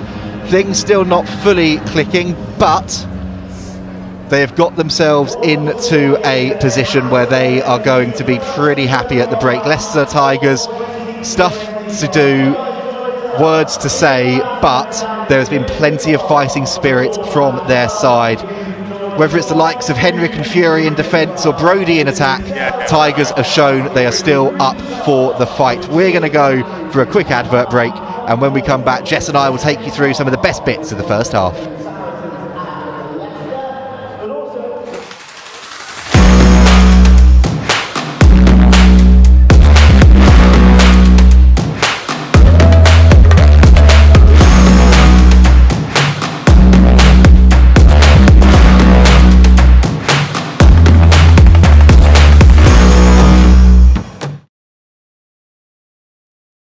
From the Dark Ages to the Digital Ages, as one of the world's largest London metal exchange traders, StoneX is leading the revolution of the base metal market. BM Execute is an online, real-time risk management system for the base metals industry. Easy to use and rich in functionality, BM Execute will allow for easier risk management, real-time views, and reduced operational risk. BM Execute takes base metal trading to the next level.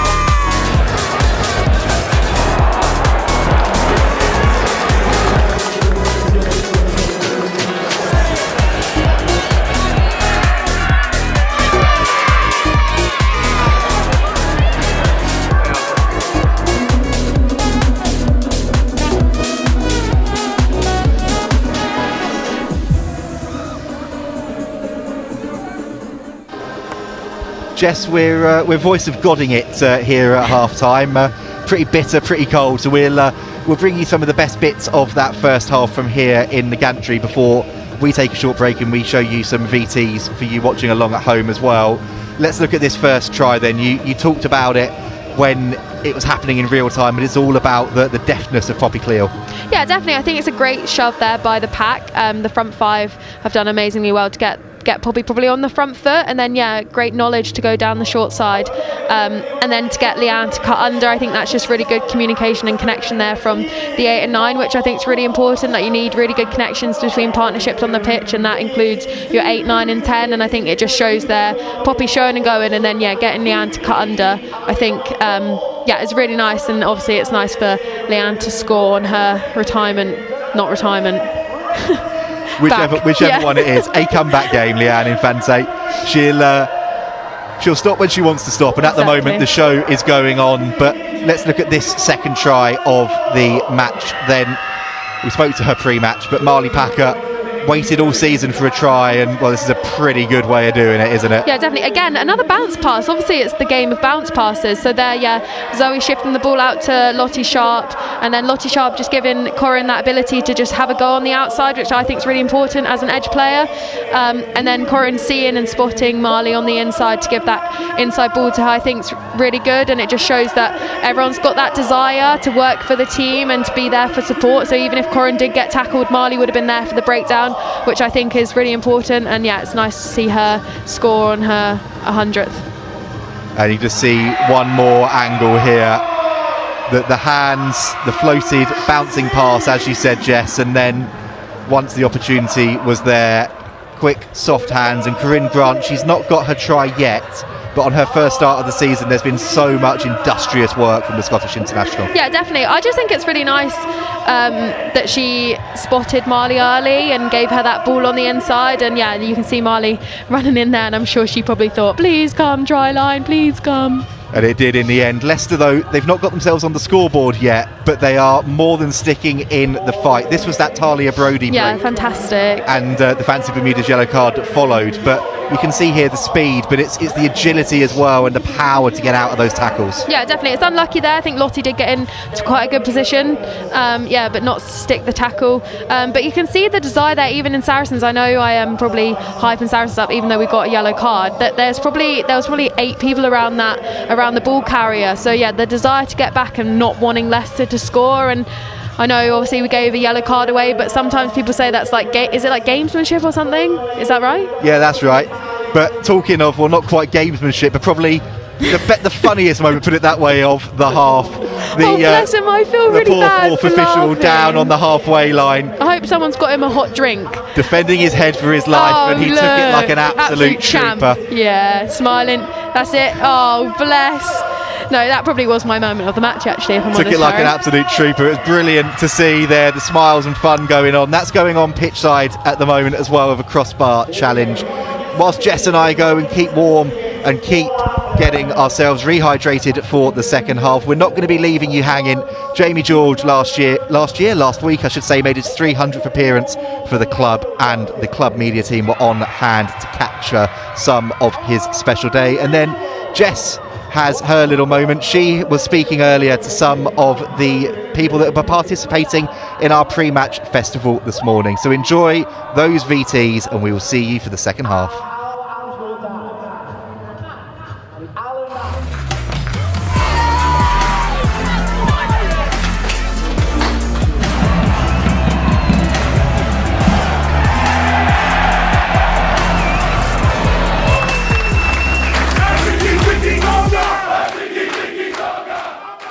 Jinxie, 300.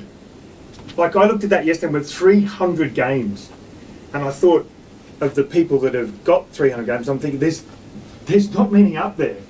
I've been here a long time, like I'm looking at 20 years, and there's not a lot of people up there that I recognise. The thing that came to me is how special it is.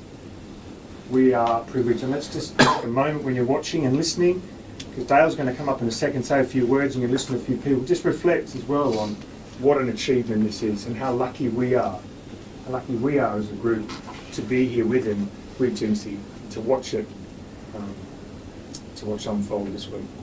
So Dale's. Yeah, Jinxie, I mean, 300 caps I think is an unbelievable achievement. Hopefully they put your name up straight when it goes up. But I'm just thinking about like what a Saracen is and why I came to this club. And I think you're a massive part of Saracens, even since when you were a young kid coming through the academy. I know you had some good players around you, but you were pretty good as well. But for me, one thing that stands out, I think TSPDS is said a lot around here. It's said a lot, it's on every wall, all this stuff, but I don't think anybody epitomises it as much as you. And I think the drive you have on and off the field, this multi-million-pound business you've got with Carter George now, which is going well. I think you can ask everyone, you're probably the most liked person here by an absolute country mile. I think from the young guys in the academy to the older guys and everyone in between, to the coaches, to the backroom staff, everyone. But you've been here the longest that anybody's ever been here. But your drive day in, day out to be a better player is unbelievable. As a 32-year-old, it is a bit of a role model for me as well, which is mad to say, but the stuff you've done in the game to come in every day and want the potential of this group to get better, it would have been easy for you to win everything you've ever won and just sit back and be like, oh, it's been a good career, but you want the next thing. I speak for everyone in this room to say congratulations. I don't think 300 will, the way that rugby's going now, I don't think 300 will happen again. So really enjoy it. I know you and your family will. And yeah, there's a few messages from some people up here. Jinxie, 300th appearance this weekend. Jinx. Hi Jamie. Jinxie boy. Hi Jamie. Jinxie. Jamie. Jinxie, congratulations on your 300th game. It is honestly, you're just an unbelievable player, but even better human being.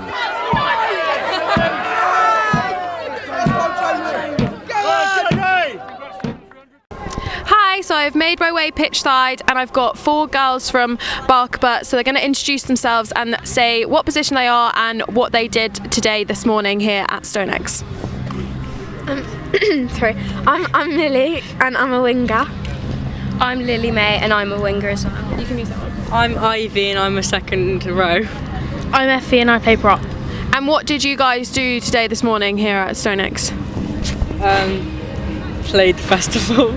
Nice. Is it the first time you've played the festival, or? This festival, yeah. Yeah? Yeah. Did you enjoy it? Yeah. Is it like a win? Did you win, or did you just play games? The team came second. Oh, nice. So how many games did you win and how many games did you lose? We won. We had 2 teams. We were kind of split into 2 teams, like, because our team's massive. Okay. And then we'd all play like 6 or 5 each, I can't remember. Oh, okay. Oh, nice. Oh, that's really good. And you obviously staying to watch the game? Yeah. You excited? Yeah. You want Saracens to win? Yeah. Who's your favourite player at Saracens? Yeah. Yeah, you. Yeah. Anyone else? What about someone on the team sheet today? I think you can't remember. Yeah. Don't come for me. Molly Packer. Yeah, Molly Packer, yeah, she's got her 100th appearance today, so it's a pretty pretty special day for her today. That's amazing. Yeah, many times. Have you got any questions for me? Yeah, so How did you start your career? I started when I was 6 at my local rugby club, and then I just played every Sunday for them down at Chichester Rugby Club, and then went to like county and then like regional stuff, and then got into like England under 18s and 20s, and then obviously played at Harlequins and then have come here. Nice. What's it like to play for England? Ooh, good question. It's an honour, obviously, and I feel really proud every time I get the opportunity to put on an England shirt, especially now we have our names on the back of our shirt. It's pretty special to have my surname, like my family name, on the back of my shirt. So yeah, it's pretty amazing, especially to be able to play at Allianz Stadium in front of 60 to 80,000 people. Yeah. And what team scouted you? Ooh, I don't think any team scouted me. No, I think rugby is probably quite different to like football or like netball and stuff. Like work your way up. Yeah, you work your way up, and then it's kind of wherever you live, then that's kind of where you play. And then decided to obviously move to Sarries 3 years ago. What happened when you got out of our age group? What's like under 18s and 16s and stuff? You just go to senior rugby, so you go to like a women's team. So I went to Harlequins because I was part of the England under 20s. So I went to like a Premiership team. But if you're not part of that pathway, you can just go to any local women's team that are playing, because there's lots of them out there and around now. Oh, nice. But because you guys came onto the pitch, we'd like to give you tickets to the Exeter game, so our next home game against Exeter, and we would like you to be mascots for the game, if you would like that. Wait. If you're free, that's if you're free. Yeah, would you like that? Yeah. Oh, good. Well, I hope you guys enjoy the game, and we'll see you in the Exeter game. Yeah? No worries.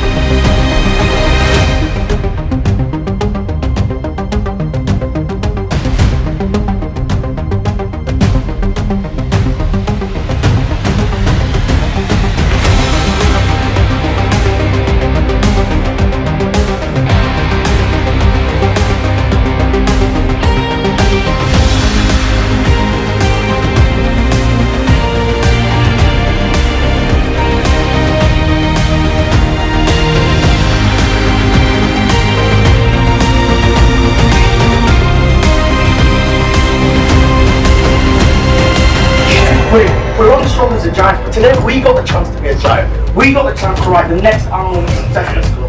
Let's grasp that.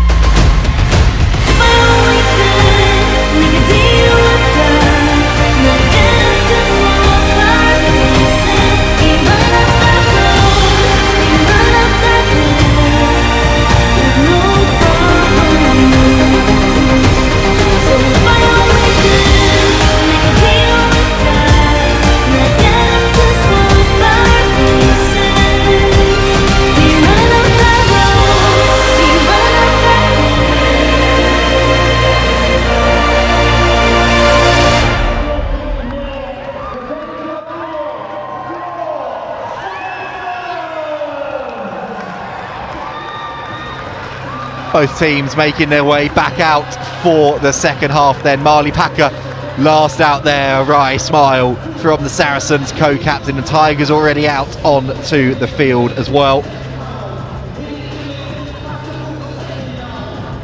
Hope you have managed to keep yourselves warm if you're watching in the stands. We hope that you're staying warm if you're watching inside. It is bitterly cold here at StoneX Stadium, and Amelia McDougall will get us back underway shortly. Okay, time on. There's the shrill brass of the referee.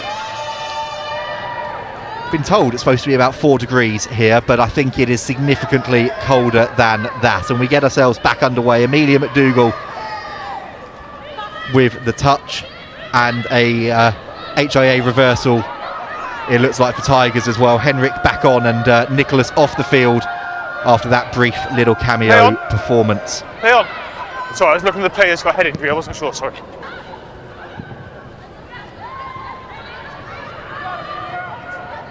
Play on, open play. No offside lines. No offsides. No ruck form. Tackle! And Tigers doing well. Let go. Working their way up the field now. It's Brodie again there, having to almost fall over the feet, but does perfectly to hold on to the ball and keep her side going forwards. She's moving, good effort.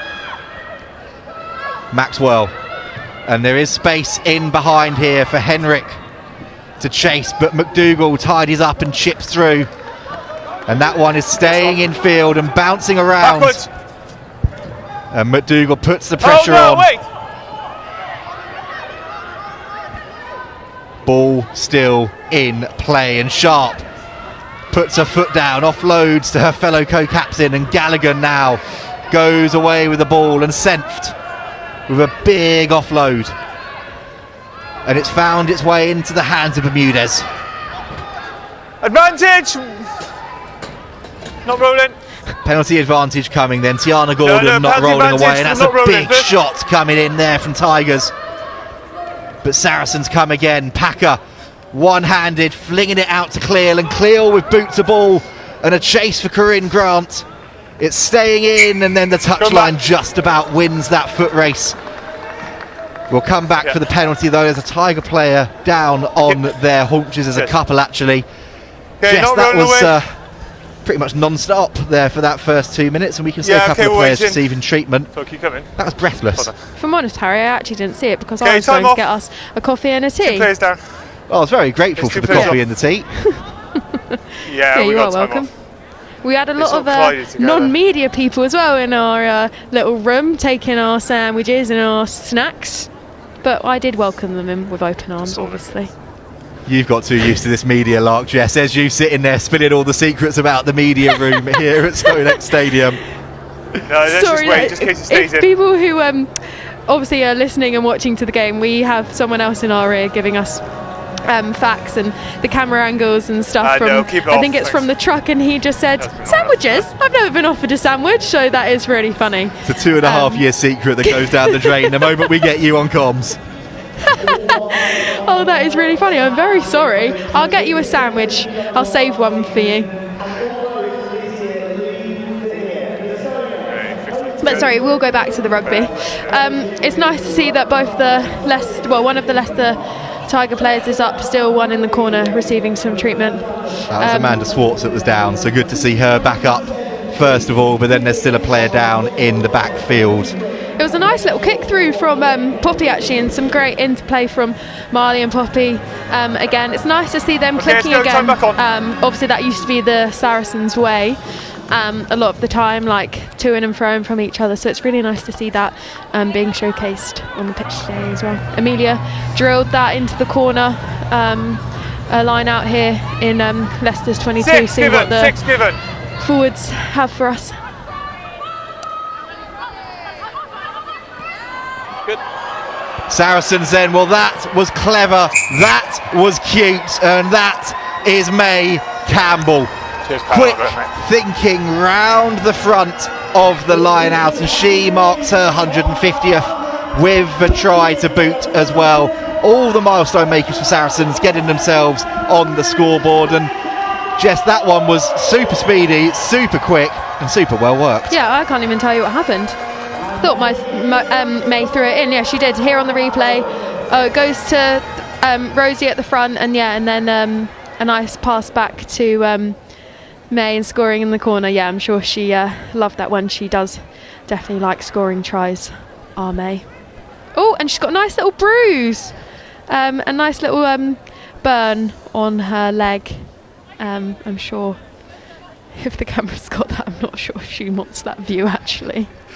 Well, you've said it now, so it's out there in the ether as McDougall lines this one up from the touchline. Her first kick of the touch of the match hits the post. Unlucky there from the young fly half, but some strike again from right on the edge with not much to work with, and you can see there as they work back to the replay, moving so quickly that it caught all of us off guard, and May Campbell getting the plaudits and then a big old bruise, as you said, Jess, as well, that she was then happy to show off to everybody, including all of you at home.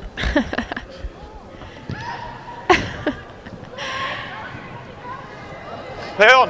It's good contact. Back underway, and it's won well by Leicester. It's Gordon who comes away with it, starting to say her name more and more, becoming more and more industrious around the park. Tiana Gordon, and Saracens having to defend because Tess Feury is the next to have a big carry. Lovely little show and go there from Nikki Simpson as well. This is Leicester's best passage arguably of the game, getting the phases going.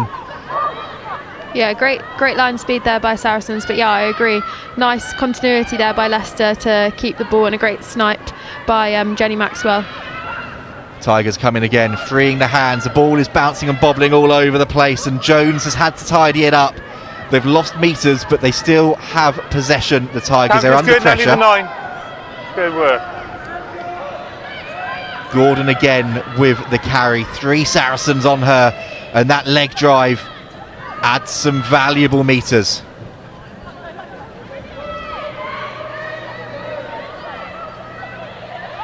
Tigers still down to 14 at the moment, but they're doing well with what they've got, Jess. Yeah, definitely. It'd be nice to see if Saris can keep them out, obviously including like penalties, don't give them any easy outs. A great shot there by Akina to ride the Leicester girls back. Great pressure there on the edge by Fancy. And it's picked up, and Bermudez is racing away. All that Sevens experience, all that Sevens pace. The moment she has ball in hand, you are not going to stop her. Leicester have been building the phases, having more possession and territory at the start of this second half, but it's Saracens with 2 quick scores to the good. And then our own song being played in the stadium, so yeah, I'd like to hear that actually a bit more often. So Fancy, if you can get on the ball and score some tries, I like this song. Not doing badly, is she? 2 home appearances, 2 tries for Fancy Bermudez. As you can see here, Leicester were building the phases really nicely, but that Saracens defence was suffocating, and the offload was wonderful, and the speed, Sevens. Yeah, definitely. Great pick up there by Emma Hardy. I definitely didn't see that. Yeah, and a nice little try for Fancy. We can see a substitution being made by Alex Osprey, Leanne Infante off, and Ella on. I think Leanne's played a really good game. It's nice, obviously, to see her get on the score sheet. Yeah, I'm sure she enjoyed that one. Probably a bit too cold for her. And yeah, let's see what Ella can do. Obviously played a lot of minutes for Saracens, so I'm sure it was nice for her to have a bit of a rest in the first half. Well, it's not quite a milestone, but it is still a big number, 75th appearance for Ella Viervas for Saracens today, and there will be. Well, the referee is saying we're going to have to get back underway, despite there being a player down in the backfield for Leicester. So the Tigers are a player light at this restart with that injury in the backfield, and Cleo carries hard. Tigers fight over the ball. Not rolling away quick enough first. Don't roll, and you can hear it there. An easy let out, an easy get out for Saracens. Poppy's done really well today under the high balls. I think she's had a lot of pressure. Tash Jones has put them on the 10-metre line. She's nailed them actually every kick-off. So yeah, for Poppy to keep going and going again, I think shows credit in her now rugby ability, and yeah. Okay, with the 15. Ellen Beaver onto the field for Leicester Tigers as well. And her first job is going to be defending, because Cleal has found Hardy, and Hardy is racing free, breaking the line, putting the ball out wide to Sophie Bridger, and the centres combine. It's the first time they've played together in Saracens black, but that looked like they've been doing it for years. Yeah, it definitely did. It's a great ball again by Poppy. God, I'm saying her name a lot today. Yeah, great line out, great darts from May, getting Rosie fully extended in that line out. And then, yeah, I think Poppy really manipulates the defence there and gets Emma straight through that hole. And I think it's really nice here to see Emma looking for support. I think sometimes, as any players, we can try and want to score ourselves. So it's really nice to her to know that maybe she didn't have the out-and-out gas, and she knew people were coming on her tails, and have that ability to try and find her support. And I think again, credit to Saracens to want to get on our teammates' shoulders and have that ability to not allow the person to die with the ball. I think is really crucial. Amelia McDougall then lining that one up, keeping it low, slotting it through. And a great nudge again from the fly half. Comes through the Oaklands College pathway for Saracens. Eva Donaldson in the second row for Leicester Tigers, a fully fledged international now, but came through that university route, that Buck Super Rugby pathway. And Jess, you were asked at half time about your route into rugby.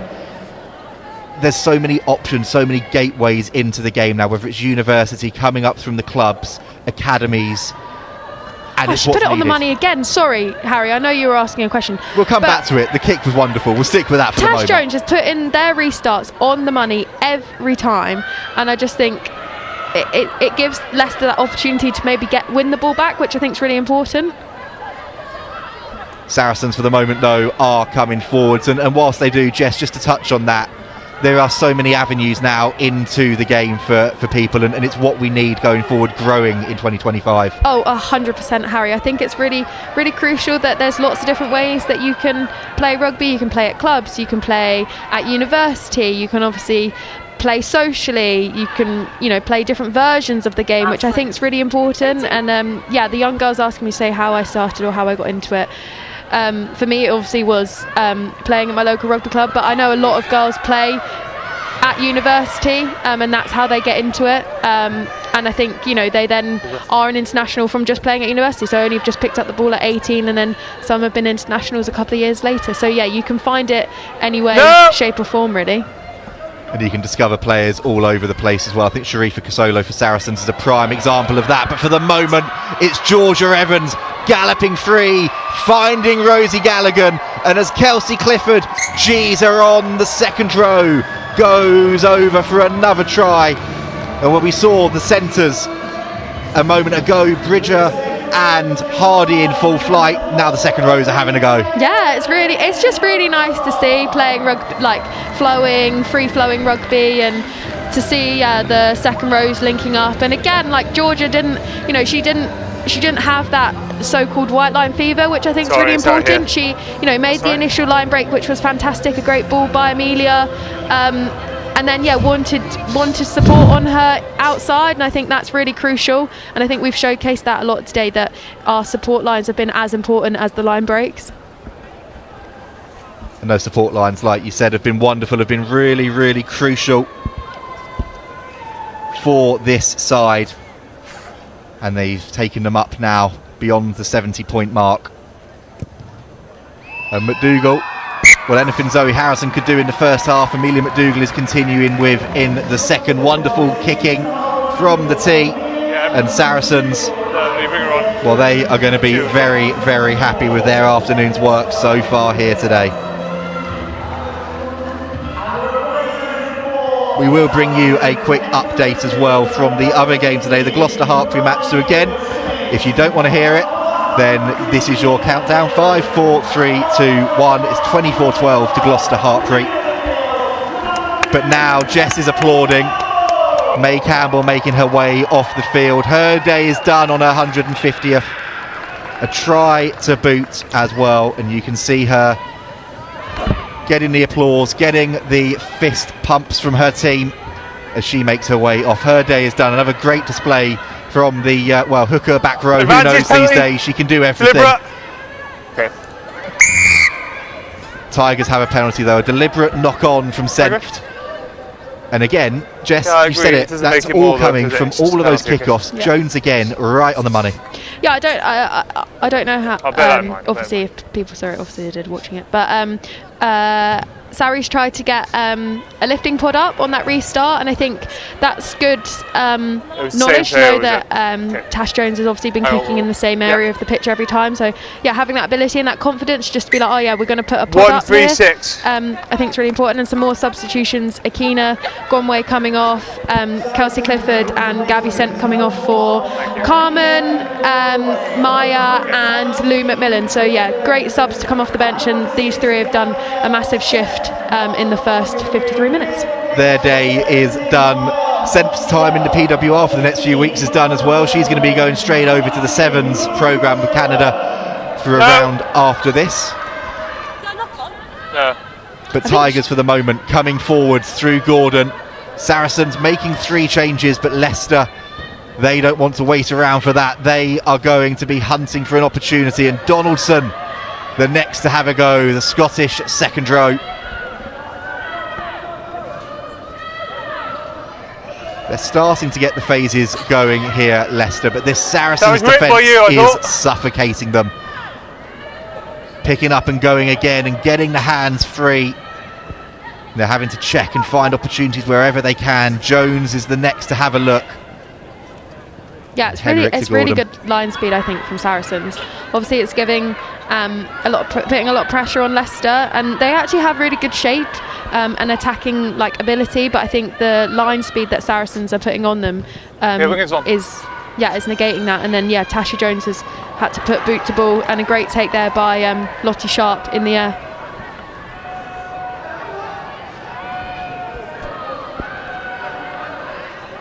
A great carry there by Georgia Evans, gives that ability for Ella to have quick ball, and then Amelia Dougal snipes and goes, and then gives it to Fancy. It's the inside pass again. Viervas, has she got the legs? Not quite, and the ball is bouncing, bobbling. Okay. Goes late, forward. No attempt to wrap 10. A yellow card. Leicester, number 8. It okay, sounds 10 yellow card, late, no attempt to wrap. No attempt to wrap on Fancy Bermudez, and you can hear that, another yellow card coming. Bermudez is back up to her feet. Let's have a look then at this replay. It's a wonderful offload from McDougall. And then, you can see there, just as it goes off, it's Natasha Jones, the 10, with the yellow card, making her way off. Saracens looking to keep the offloads going, not quite clicking, but Jess, full flight again from Fancy Bermudez. Wonderful to see. Yeah, definitely. I think that's something that we want to see more often. Having that ability to give her the ball early and just let her running legs keep going. I think it's really important. Yeah, please do.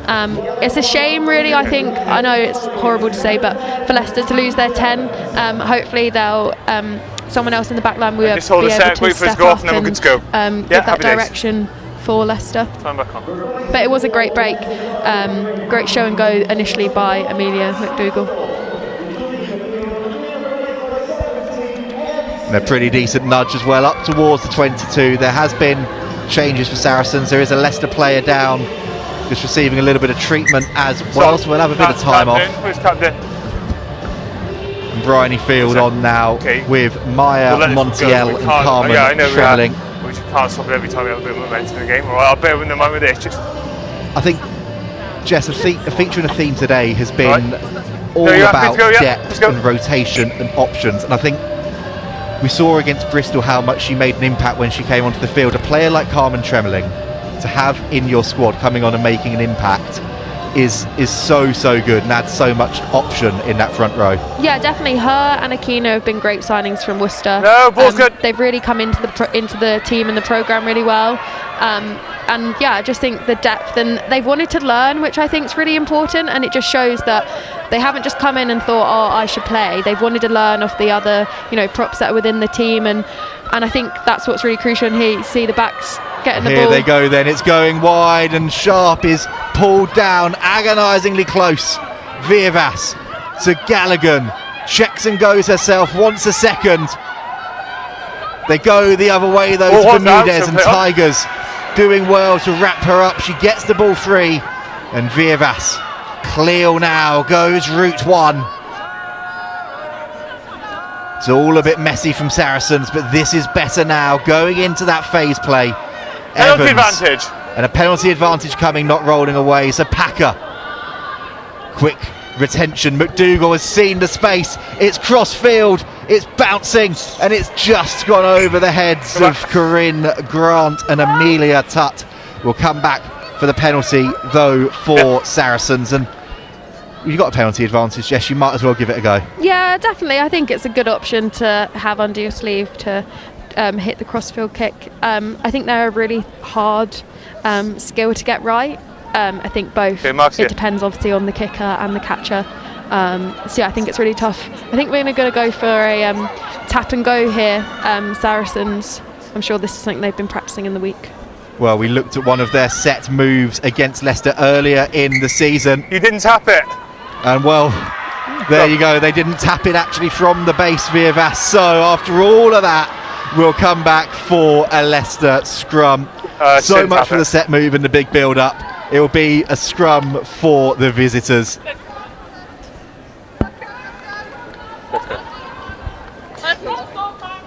Not much has gone wrong for Saracens so far today, and Jess, you can see here with that stat, there you go, 14 offloads to Leicester's 3, 13 visits into the 22, 12 tries out of those 13 visits. That is not just clinical, that is incredible. Yeah, I'm sure Alex will be very happy with that stat and that ability to be able to execute when we're in the 22. I think we've taken a lot of learnings, obviously, from the loss last week to Loughborough. Saracens, though, getting the shove on Jess. Sorry to jump over you. I can't allow They've got advantage. the penalty advantage coming. Penalty here, your ball. And Viervas thought she'd be able to get over, but the penalty had already been given, so we'll come back and perhaps you might have another opportunity here to get the tap right. Yeah, it was quite funny actually, if you could hear on the ref's mic, I'm pretty sure one of the Leicester players said tap it this time, Saris. So yeah, oh yeah, and off we go. Ella tapped it, Marley carrying just straight off the line. And now here we go, Gallagher wants the second but finds Hardy, and instead it's the outside centre who gets that try, and there is that music blaring again. We've not heard it so far this season, but Jess, you're enjoying it, we're all enjoying it, and Emma Hardy is enjoying an unexpected start after that late move into the starting 15. Sorry, no, I just, yeah, you're good. Yeah, I think it's a great set move here, the tap and go. Dominant carry there by Marley Packer, and then a quick recycle of the ball. Great line there by Georgia. I think it sucked at least one or two players in, and then yeah, great handling I think there from forwards and backs. I think which is really crucial in a team of 23. Harry, my question is to you, and I'm sure maybe in the comments people don't want this, but do you think we could get to the 100 mark in 20 minutes? Well, we'll have to see what happens. We'll also have to see that grit and desire from Leicester, though scoreless on the board thus far, but they have been continuing to push, continuing to give everything that they've got, and they have had opportunities, they've just not quite been able to convert when we've got down 4 minutes into those positions. And I think you look at that, Jess, that stat, add that extra try in there now, that for Saracens is 14 visits, 13 tries. Leicester have only had 3 visits into that 22, and when you've not really had that opportunity, it's really difficult to get going. Yeah, I think it is really tough, and like I've said previously, they've actually had some really nice attacking shape, but it's just keeping the ball and recycling and getting over the gain line with their carries. I think is really important for Leicester, and I'm sure they'll obviously review this game and go into training next week with a lot of pointers and. Yeah, they've had a really big fight there. We've knocked the ball on the floor, so they've got this opportunity now for scrum to get the ball out, and maybe we can see Brodie pick off the base again and get her team on the front foot, which will be exciting. Yeah, everyone. Changes coming up for the Tigers as well. 2 wide replacement. Down below us, Alana Bainbridge readying herself to come on at, you would imagine, hooker, and yes, it is in place of Nikki Simpson. Simpson is a player that's shown a lot of hard graft today in and around. It's been a difficult day for that Tigers front row, but she's continued to work and power herself through the last 62 minutes. And Alana Bainbridge then coming on with that black scrum cap to see what she can do in the last 20 minutes or so. You're quite far across, you happy with that? Crouch! That's better. Bind! Set. And whilst this Leicester scrum is going on, then Will has made his way up to the Saracens coaching box to hear the words of Director of Rugby, Alex Osterbury. Well, Alex, in terms of a response from Loughborough, is this probably the ideal scenario you'd like to see out there on the pitch today? Yeah, absolutely. First half very clinical, energised and executing well, and the first 15-20 minutes of this half the same. So particularly pleasing was the defensive set that led to the score in the corner. So it's a very positive response from last week, but more importantly, it's a step forward for who we want to be as a team. We've talked a lot over the last couple of weeks about our identity and what we need to do to be at our best, and we're looking some real positive steps forward today. In what's going to be an incredibly tight season, how important is not just winning, but winning really well? Points difference is going to become so crucial at the end of this campaign. Yeah, I mean, first and foremost, you've got to pick up your points, and points come from playing well. We need to make sure we get the wins, and today we're in a position where we've taken care of that. And then where you can, you don't want to be conceding tries that are unnecessary. Like giving away a bonus point or losing losing bonus point to someone because they get close to you. So building that points difference is important. So to do that against a strong fighting Leicester team, we've got to make sure we stay clinical. We've got to make sure we stay to our standards. And this last 15-17 minutes, we've got to make sure we keep executing. Thanks, Alex. Back to you, Harry. Bind. Set. Great to hear the thoughts there of Director of Rugby Alex Osterbury, talking about the importance of points difference at the end of the season. Jess, you were touching on there, and as Poppy Cleo's pass is intercepted, Saracens will have a second bite of the cherry with this penalty, one that you expect will go to the corner now. With how tight this league is, Gloucester getting another 5-point win, it looks like now, under pressure though from Loughborough Lightning. Bonus points and points difference are going to be critical. Absolutely, and I think it's really important that we keep going and we try and score as many points as we can and try and negate Leicester scoring any points. I think twice now we've seen Emily Hendricks get interceptions, and I think we just need to be careful of that, especially maybe as we get a bit tired and we loosen up a bit. I think she's definitely looking for those opportunities. I know obviously we were under penalty advantage then, but I think we just need to make sure we see the pass, obviously.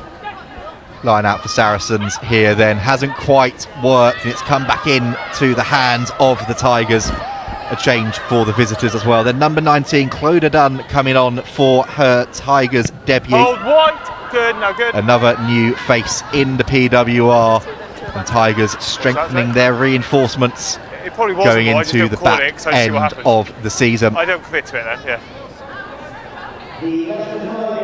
And Natasha Jones returning back to the fray as well. Two changes also for Saracens. It's Joya Bennett and Isla Alejandro making their way on to the field. Lottie Sharp making her way off, and Marley Packer coming off as well. So no hat-trick today for the co-captain, but a huge ovation for her as she comes off, applauds the crowd. And you can hear the ovation there from the crowd. You may have been able to hear Jess's ovation next to me as well, I have fully learned deserving of that to mute today. my mic though, Harry. That's obviously come from the first couple of times I've done it. But yeah, credit to Marley. But I think she's had an absolutely outstanding game, and a well-deserved little rest in the heated seats, actually, in the dugout. Well, at least she's got the heated seats. We're up here for the next 15 minutes, freezing our fingers and toes. But for the moment, Saracens are hunting even more. There is Packer down on the bench, and Tigers doing really well to get over the ball there, looking to affect the turnover. But Viervas has gone hunting, got the ball away, and now Saracens are moving through the phases again. Bridger the next to have a carry. Gordon with the turnover though, and Tiana Gordon. Saracens might be frustrated with the opportunity missed, but that is the fight from the Tigers 6 that Tom Hudson will be watching and taking note of for the final 5 games of the season. Ignoring the heart though, Jess, that was also textbook, a wonderful turnover. Yeah, definitely. I think, like I say, it's the heart and the desire to keep going as Leicester negate Sarries to have the ability to score again. I think it's really important. And we see Leicester making a substitution. So that was Gordon's last involvement. Jordan Russell, formerly of Gloucester Hartpury, coming on to the field. She made a big impact at the start of the season for the Tigers. Saw Brodie's break in the first half. Check out some of her breaks that she's made in the Tigers jersey this season. They have been incredible. McDougall though with the chip over the top for Cleo, and Cleo frees the hands. That was stunning play by the replacement fly half in the 8, and the bounce of the ball and the pass, and Alejandro is going to have a walk in. Saracens keeping things moving again. It might not quite have been that conventional, but it's worked wonders, and Isla Alejandro, a late call into the side, has got herself on the board as well. Harry, what was that again? What kind of pass was that? It was a bounce pass, It Jess. was undefendable. I think that should be the title of the YouTube. Bounce pass, undefendable game by Saracens versus Leicester Tigers. I think they are. Do they just undefendable? I think it's a great nudge there by Amelia Dougal. Great chip over. Poppy regathered, passed it off to Emma, and then you see Ella getting in the ruck there as your 9. She didn't just wait for the supporting players to do that job. I think it was really crucial that she saw that she was the first person there, and got over the ball to secure it, to then give the ability for Isla to score on the edge. And as McDougall lines this one up, and has it quite got the legs? Yes, it does. She slots it perfectly. I think a word as well for that audacious take from Poppy Cleo from that chip through from Amelia McDougall. Wonderful play all round. You can see this replay here. Yeah, I think it's fantastic. Great little chip and regather by Poppy. I think she's having a pretty good game, don't you think, Harry? Well, funny you should say that, Jess, because I'm going to give you your 5-minute warning as to who your player of the match is going to be. There's going to be some contenders across the board today for Saracens, and there's been some players that have really stuck in the fight as well for Leicester. Yeah, definitely. If you want to put some suggestions in the comments, I would love that, because the last couple of times I have had some people say to me, oh, well, why not me, or why not this person? So if you want to have your say, please put it in the comments who you think the player of the match should be. So there you go then, get involved, tell us who has impressed you here this afternoon at StoneX Stadium, and we will be speaking to whoever is chosen as the player of the match at the final whistle. We'll also be hearing from both of the coaches, and we will be listening to the thoughts of Marley Packer as well after her 100th appearance for the club. There was another absolutely monstrous collision coming in there though, Jess, whilst I was going through what we've got for you post-match, and Leicester have done so well to keep ball in hand under that pressure. But definitely. It's bounced, it's gone behind, and it's now a foot race, and Bridger controls it, drops it on the line. Oh, she is going to be disappointed there. You can see the frustration in her face. So close to another try from the inside centre. And again, wasn't quite able to control it and get it down at the end there, but you've got to credit Tess Feury just for asking the question. Yeah, definitely. I think that's something that you're in two minds about. You think, do I wait for the ball to go over the line, or do I carry the ball over the line? You just don't know where it's going to bounce. You don't know if a Leicester hand is going to come in there and dive and touch it down. So yeah, it's definitely a tricky decision. But great to put it on her toe again to kick the ball through after the drop ball. And Natasha Jones is off as well. Sarah Nicholas, you can see there with the restart on in her place, and Saracens advantage Tigers, knock on, trying to get the hands flowing, and a knock on there. Release. In a bit of traffic for Sophie Bridger.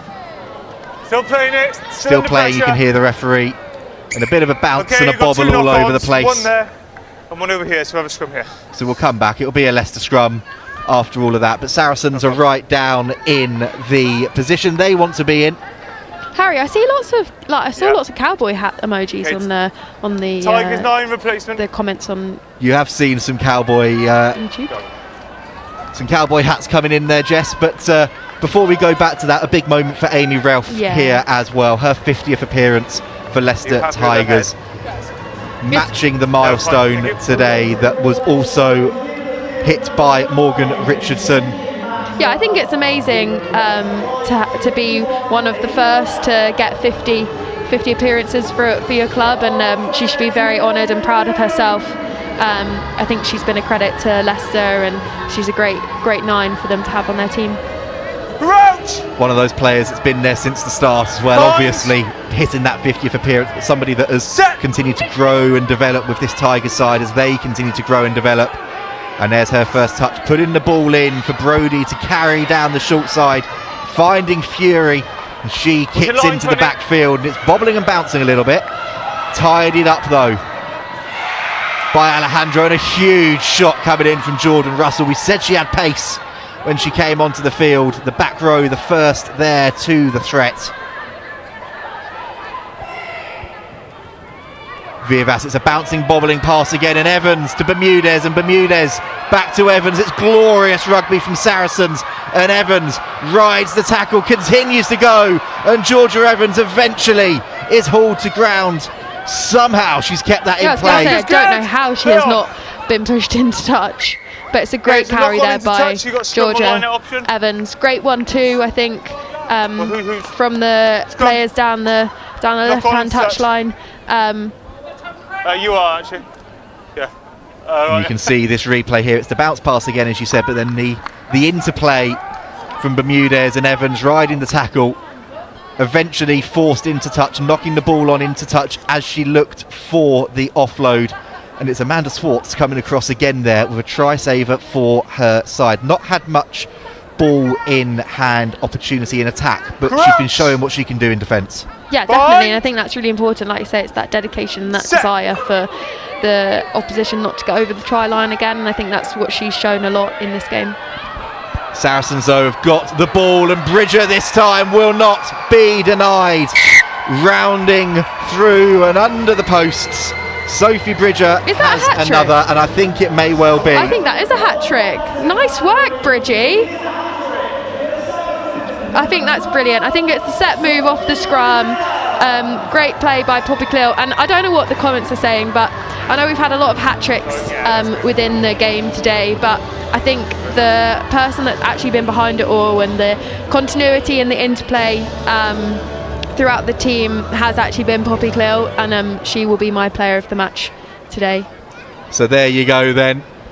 We'll show you that on the graphic in a second, but Poppy Cleal, Saracens number 8, back in the starting 15, and she is Jess's pick today for the player of the match. McDougall converts again, takes her side up to 95. I think there has, I obviously will shout out some players. I think Leanne Infante had a brilliant first half.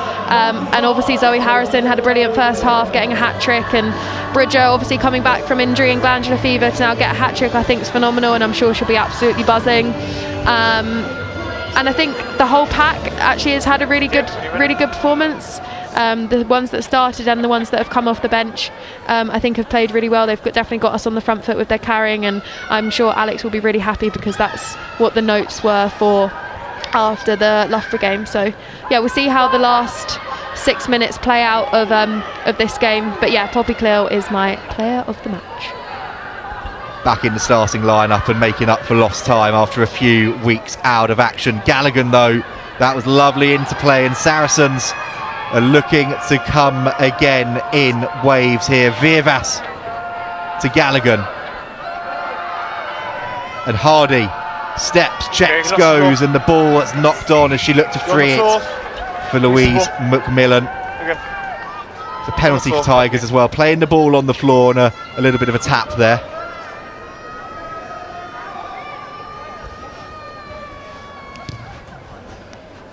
And Tigers, well, they wanted to go quickly, but the ball has been kept in play and cannoned down, initially down the field, but then straight out. And actually, in the end, that's a big win for Leicester Tigers. They'll have the opportunity to set the attack up from this line out. And I think, Jess, we got just under 4 or 5 minutes left of this one. The scoreboard is the scoreboard, that can't be changed, but I think the heart, the desire, the grit that this Leicester Tigers side have shown today has to be applauded. They've not given up, they've stayed in the fight throughout. Yeah, absolutely, and yeah, it's a credit to them as a team. A lot of rotation within their team, so they're probably missing a lot of, or some of their starting players, like the likes of Meg Jones and Amy Cocaine. But yeah, they've definitely shown a lot of heart and a lot of dedication to this game, and they should be really proud of themselves. I have actually got a question to our camera team. Is the sunset looking nice? I'd love an angle of the sun really quickly, because it looks like it's gleaming off the stand, and it looks glorious. Obviously, me and Harry are on the other side, it's freezing, but it does look really nice as Saracens pack down for a scrum just on the 10-metre line. Tell you what, Jess, it also looks warm, which is something that I don't think either of us are at the moment. I did actually get gloves for Christmas, if anybody wanted to know. I shouted it out in the last time we were on the comms, and they asked for Santa to get me some gloves, and I got some gloves for Christmas, so thank you, Santa. Advantage! Well, thank you, Santa, indeed. And Saracens, then, they have the advantage, and they're looking to come again as Alejandro sweeps that one out to Grant, and it's just lost forward. We'll come back, though, for the penalty at the scrum. He's on 10, wasn't it? Put it back for it. And the referee just making sure he is in the right place. Pulling out the contest. It was a nice move there by Saracens. I'm sure that's something that they've practiced. Yeah, 10's good. On training nights. There was definitely options inside and outside of every ball carrier, so I think that's really important. It's just a shame that we couldn't execute that on the edge. But the kick hasn't. Foot was on the touch line. It looked like it hadn't made touch, but I think the touch judge on the far side said it was in touch. You could hear the referee there saying foot on the line, despite the best efforts out on that far side. I'm still waiting for my sunset shot. And Saracens then off the top, McDougall to clear again, and Bridger spinning it wide, and Alejandro arriving at pace, and Alejandro will not be denied. She goes over and brings up the century for her side. The speed from Isla Alejandro there, Jess, but the acceleration onto the ball, the pass was right in front of her. That was just scintillating, sublime, beautiful by Saracens. Yeah, absolutely. I was thinking great depth by Sophie Bridger out the back, and great depth by Isla as well. It just gives that ability to put the ball in front of someone, not having them to change their pace, and Isla has pace to burn. She is very quick, a rapid girly on the edge, and yeah, it's fantastic to see her come off the bench and score 2 tries, so yeah, super proud of her.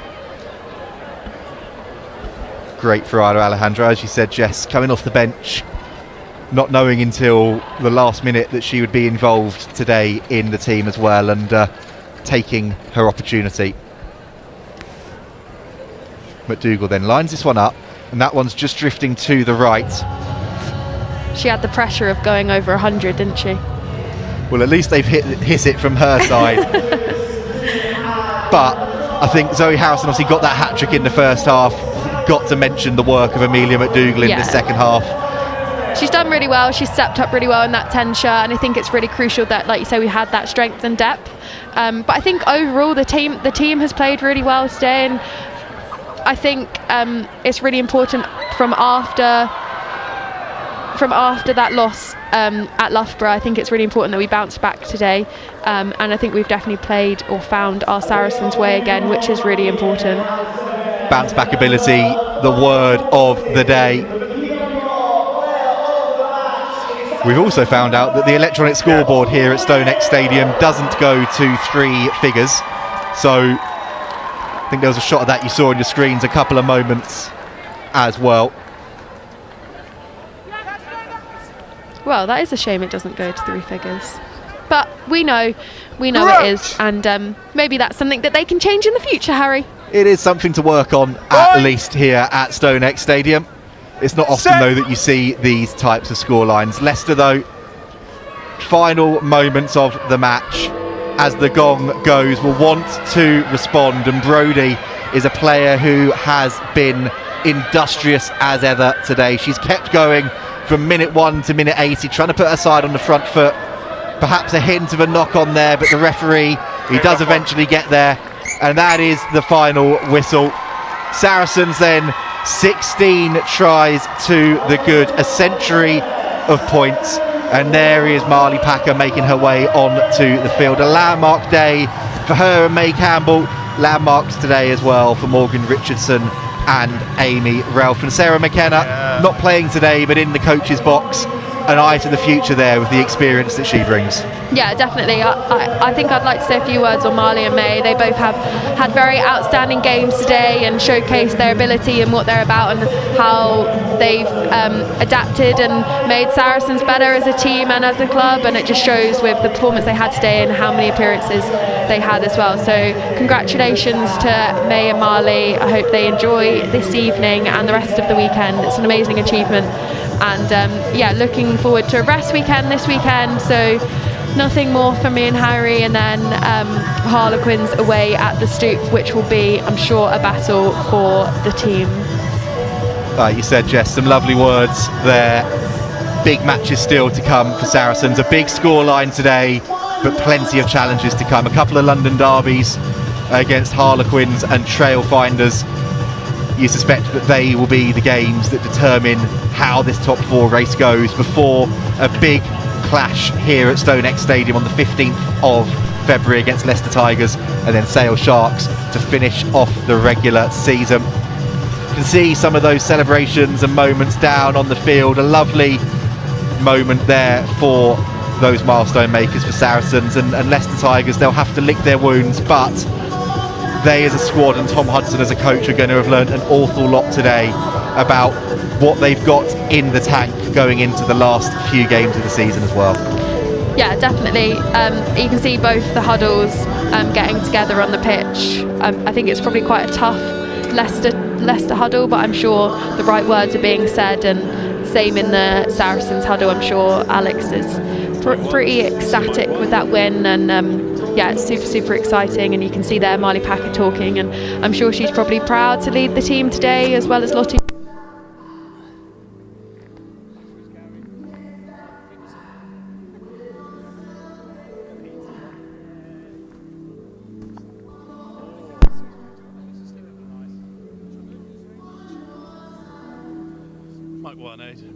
Mic 1.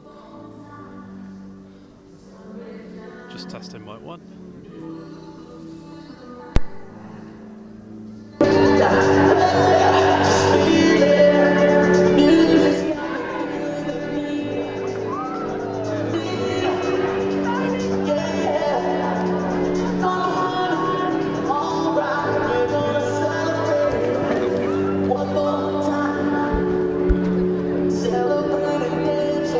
A slight loss of power there, but I think you can be forgiven.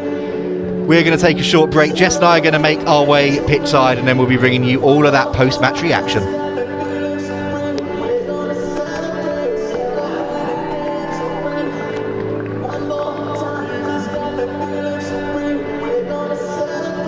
Here we go, Women's Rugby World Cup, England 2025. Le moment tant attendu approche. Le public est prêt. I was born for this. Would you write off the reigning champions? A new generation of players ready to set the tournament alight. Mais t'as vu le dernier match de Mana FE? Elle a dominé. La plus jeune capitaine française de l'histoire est gonflée à bloc. Ellie Kildon scores all the tries. England are surely still hurting, but that was then. This is now. Everything's at stake here. Other teams are hunting Renee Holmes and the Black Ferns. Manuel Edger's so tough. Can she carry the nation to glory? These players keep raising the bar higher and higher in search of rugby immortality.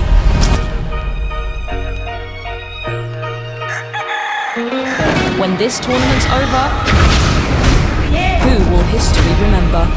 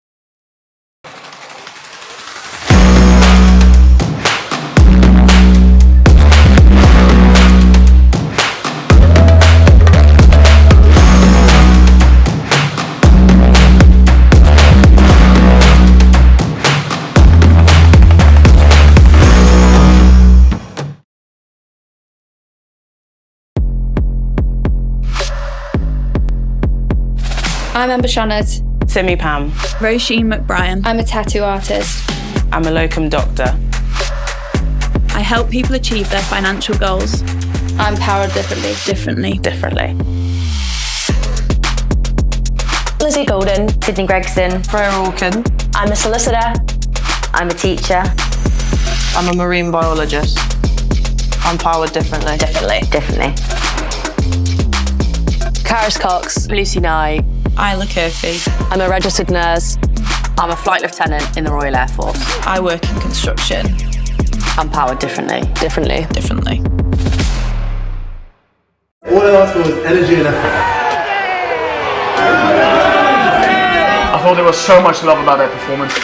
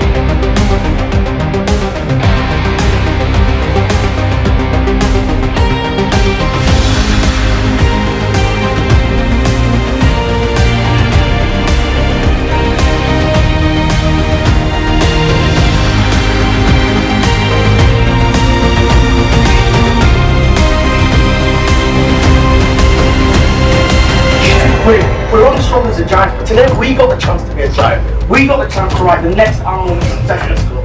Let's grasp that.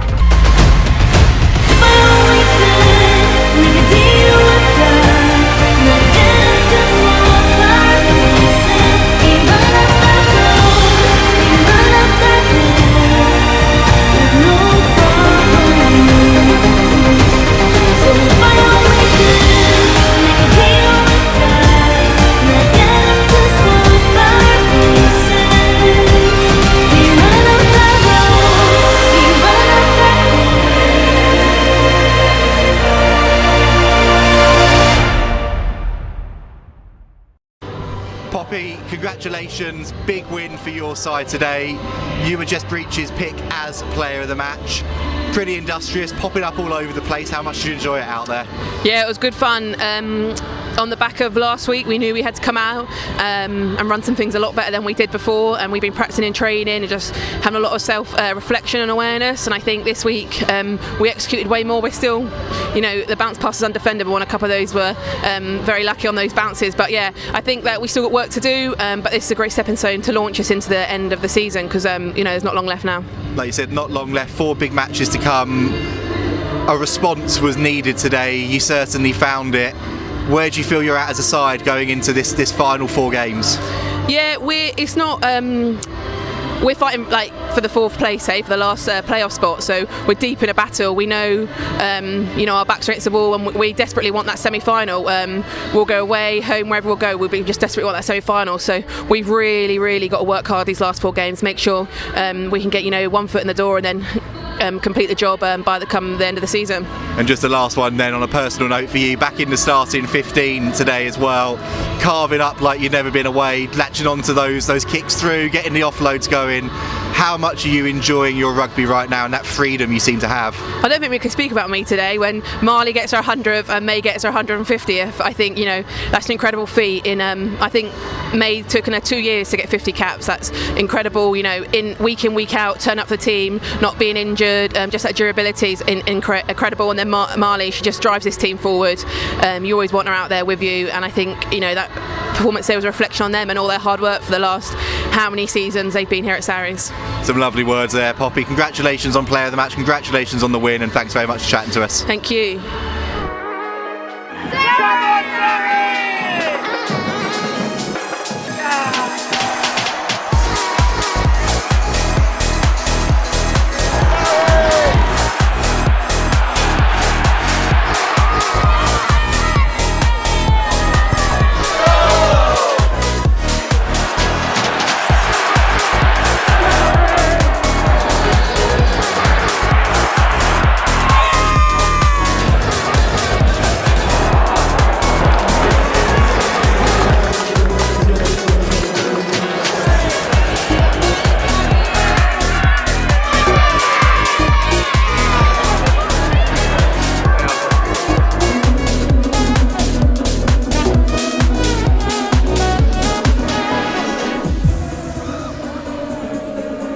Alex, you said you wanted to see your side bounce back. They certainly did that today. That was some showing.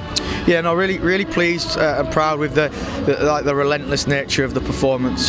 Sometimes when games get a little bit big early, it can kind of then meander, but I thought we did a really good job of taking control of the moments, and when we started slipping off our levels of execution, we found our way back to them quite quickly. So really proud with the effort, with the execution, and ultimately, it's a big result in terms of getting the 5 points, but also building that points difference.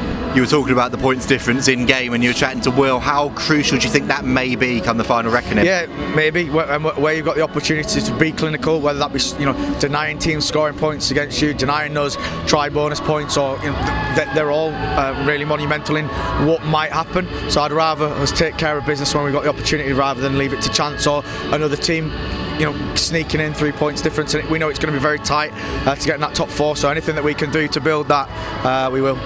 A day for milestones, and we'll touch on those in the last question, but Poppy Clear was the player of the match.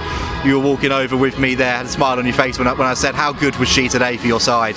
Yeah, well, look, Poppy's an outstanding player and has been for a very long time for this club. Some of the ball carrying when she's at her best is when she's been very dominant there, but her link play, her ability to put people, and the biggest thing today was the bravery with those restarts. She got taken out a couple of times in the air. It might shy away from it, but we know what Poppy's like. She'll come to the fore when the pressure's on. She'll keep putting her body on the line, and she can be immensely proud of that performance. And just a final one then, you talk about immense pride there. Marley Packer 100, May Campbell 150, Sophie Bridger back from injury and scoring tries as well. A great day for the 3 of them. Yeah, fantastic. We take that May's 150th, brilliant. Her quality and consistency of form over the last few years is up there with anyone in the league. She's been an absolutely fantastic servant to the club, and I have no doubt that will continue. Hopefully for a lot more time to come. And then Marley, to put in that level of performance today with some of the things that have been in the media, it's absolutely fantastic. She shows that she doesn't need a captain's armband to be a true leader, and she's certainly still up there with people who can put some of the best performances in World Rugby, and we're very lucky to have had her in a Saracens shirt for as long as I had. Really happy that that's the game where she gets 100th cap, and again I look forward to seeing what she can do, not just this season but in seasons to come. Alex, some lovely words there from yourself. Congratulations on the result today. It's freezing, so I'm going to let you go in and get warm. Thank you. Cheers, Harry. Cheers. My relationship with Sarries probably started when I was a supporter as a kid. I remember going and watching my first game actually at Vicarage Road against Gloucester, and I think from then I just knew that's where I wanted to be on that pitch. My dad actually was an avid Wasp supporter, so he wasn't a big fan of the idea, but no, I was always a local boy. My best mates had like a season ticket. He always brought me, and from there sort of never looked back. Like, been in love with the club since I was like a little boy. That was first year. When I thought I could make it into sort of the Sarries group was sort of when I got into the academy. I actually did the Max Malin's arc, so I started playing fly half as a kid, and then as soon as I signed, moved from fly half to 12 after my first year, from 12 to 15, and then in the under 26 Nations first game on the wing. So transitioned from fly half to further away out. I think over the last year, when I've really sort of adopted myself to that role on the wing, I've actually found loads of enjoyment in it, sort of buying into it. I was quite hesitant to go on the wing at first, just because I'd never played there before, and it felt like quite a late change. James Tyrrell, who's a big supporter from when I was young, he said, on the wing, I think you can really stand out and sort of make it your own. I genuinely believe that his best interest was in sort of my career. So when he said, I really think you can do well in this position, I sort of, trusted him, and obviously made a pretty good call.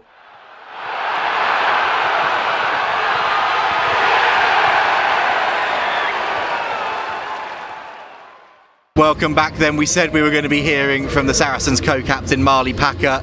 100th appearance, I set up in commentary, waiting all season for a try, and then like London buses, 2 of them come along at once. That was a real statement performance from your side, but for you as well today. Yeah, definitely. I think for me, playing here at Saracens, like, I love it. Like, when I signed back in 2017, it was what I was all about. We wanted to play front football, we wanted to be ruthless, and in my time here at Saracens, that's definitely what we've been in the league. And today marked the occasion of my 100th appearance, and we did that as a squad. And I think 1 to 23 of us did that, like double hat tricks from players, all of that kind of stuff. Yeah, just love it. You say how much you love it. Alex said to the team before you came down earlier that this team is not just his vision, it's your vision as well, alongside the likes of Lottie that have been here for a while. How proud are you to be not just part of this club but part of this group of players? Yeah, massively proud, and like the players that have also been before, like they made a statement of how we want to play and where we want to be. We have a vision, and we want to be always in that top 4. We want to be always in that final match at the end of the league, and I love the fact that like Alex sees me as part of that vision as well. Jess, what did you think about the performance today? Everyone's talked about the milestones, but what impressed you about what Marley did out on the pitch with everyone else? Yeah, I think it was about last weekend. Obviously it was a tough loss, so coming into this week was something we needed, like a bit of a boost. Do you think that the messages throughout the week got like answered this week? Do you think that like the team, like it obviously looked like the team really came together? I know we scored 100 points, but like actually I think the fluidity that we had as a team really showed compared to last weekend. Yeah, definitely. Like you don't just put 100 points on a team. Like, we played well. We talked about like putting wrongs right from last week, and we definitely did that, and how we wanted to go out there and play. And I think you can't just turn up and win a match, whoever your opponent is. Like, Tigers put a full 80-minute performance in against us. They never give up. They kept on coming at us, but it was about us making sure we broke them down and then kept them broken down. Like, we didn't take our foot off the gas and kept tempo high for how we want to play as Saracens. It wasn't about so much the win today for us. It was about the performance for us today, to then obviously next weekend's a reserve weekend, but then to carry the momentum on into that next game against Harlequins, which we know is going to be a tough game. Like, the performance we put on against them here, we didn't get the result we wanted, but we did play well against them last time we played them. So next time we play them, in 2 weeks' time, we need to put the performance on as well. And so just a final question on that then. She said obviously a couple of weeks, Harlequins, Trailfinders, Exeter Sale. It's a pretty tough run to the end of the season, but I suppose this gives you that perfect proving ground now to show what you can do for a full 80. Yeah, definitely, and I think, you know, we want to be playing those top teams. Like, we got Harlequins away, like previously in previous seasons it usually goes one apiece. Someone beats Harlequins here, home and away, and it can be either at StoneX or at the Stoop. And then Exeter, look, we know we always have a tough ride when we go and play Exeter down at their place, but they're coming here. I think, you know, the challenges and the tests that we have for the next few games will put us in good stead for where we want to be at the end of the season. And obviously where you want to be there is competing for those top honours yet again. Yeah, that's right. It's simple as, I'm really sorry, I'm freezing, so I've had to put a hat on to close the stream. I don't look particularly great doing it. I've got 30 seconds left. We'll smash it out to the end. I brought a bit of humour to it at the last at least. Marley, congratulations on 100. Phenomenal achievement, phenomenal performance. Jess, thank you so much for joining me for the last 3 games as well. That's it from here at StoneX Stadium today, but that's also it from me. I wanted to say on behalf of myself, the team behind the team, Jess, the other 14 or 15 players that have joined us over the last 2.5 years, thank you so much for joining us and being part of our coverage. We'll be seeing you again very soon, but these players to my right have got business to attend to first. Thank you so much for joining us, and we'll see you again soon.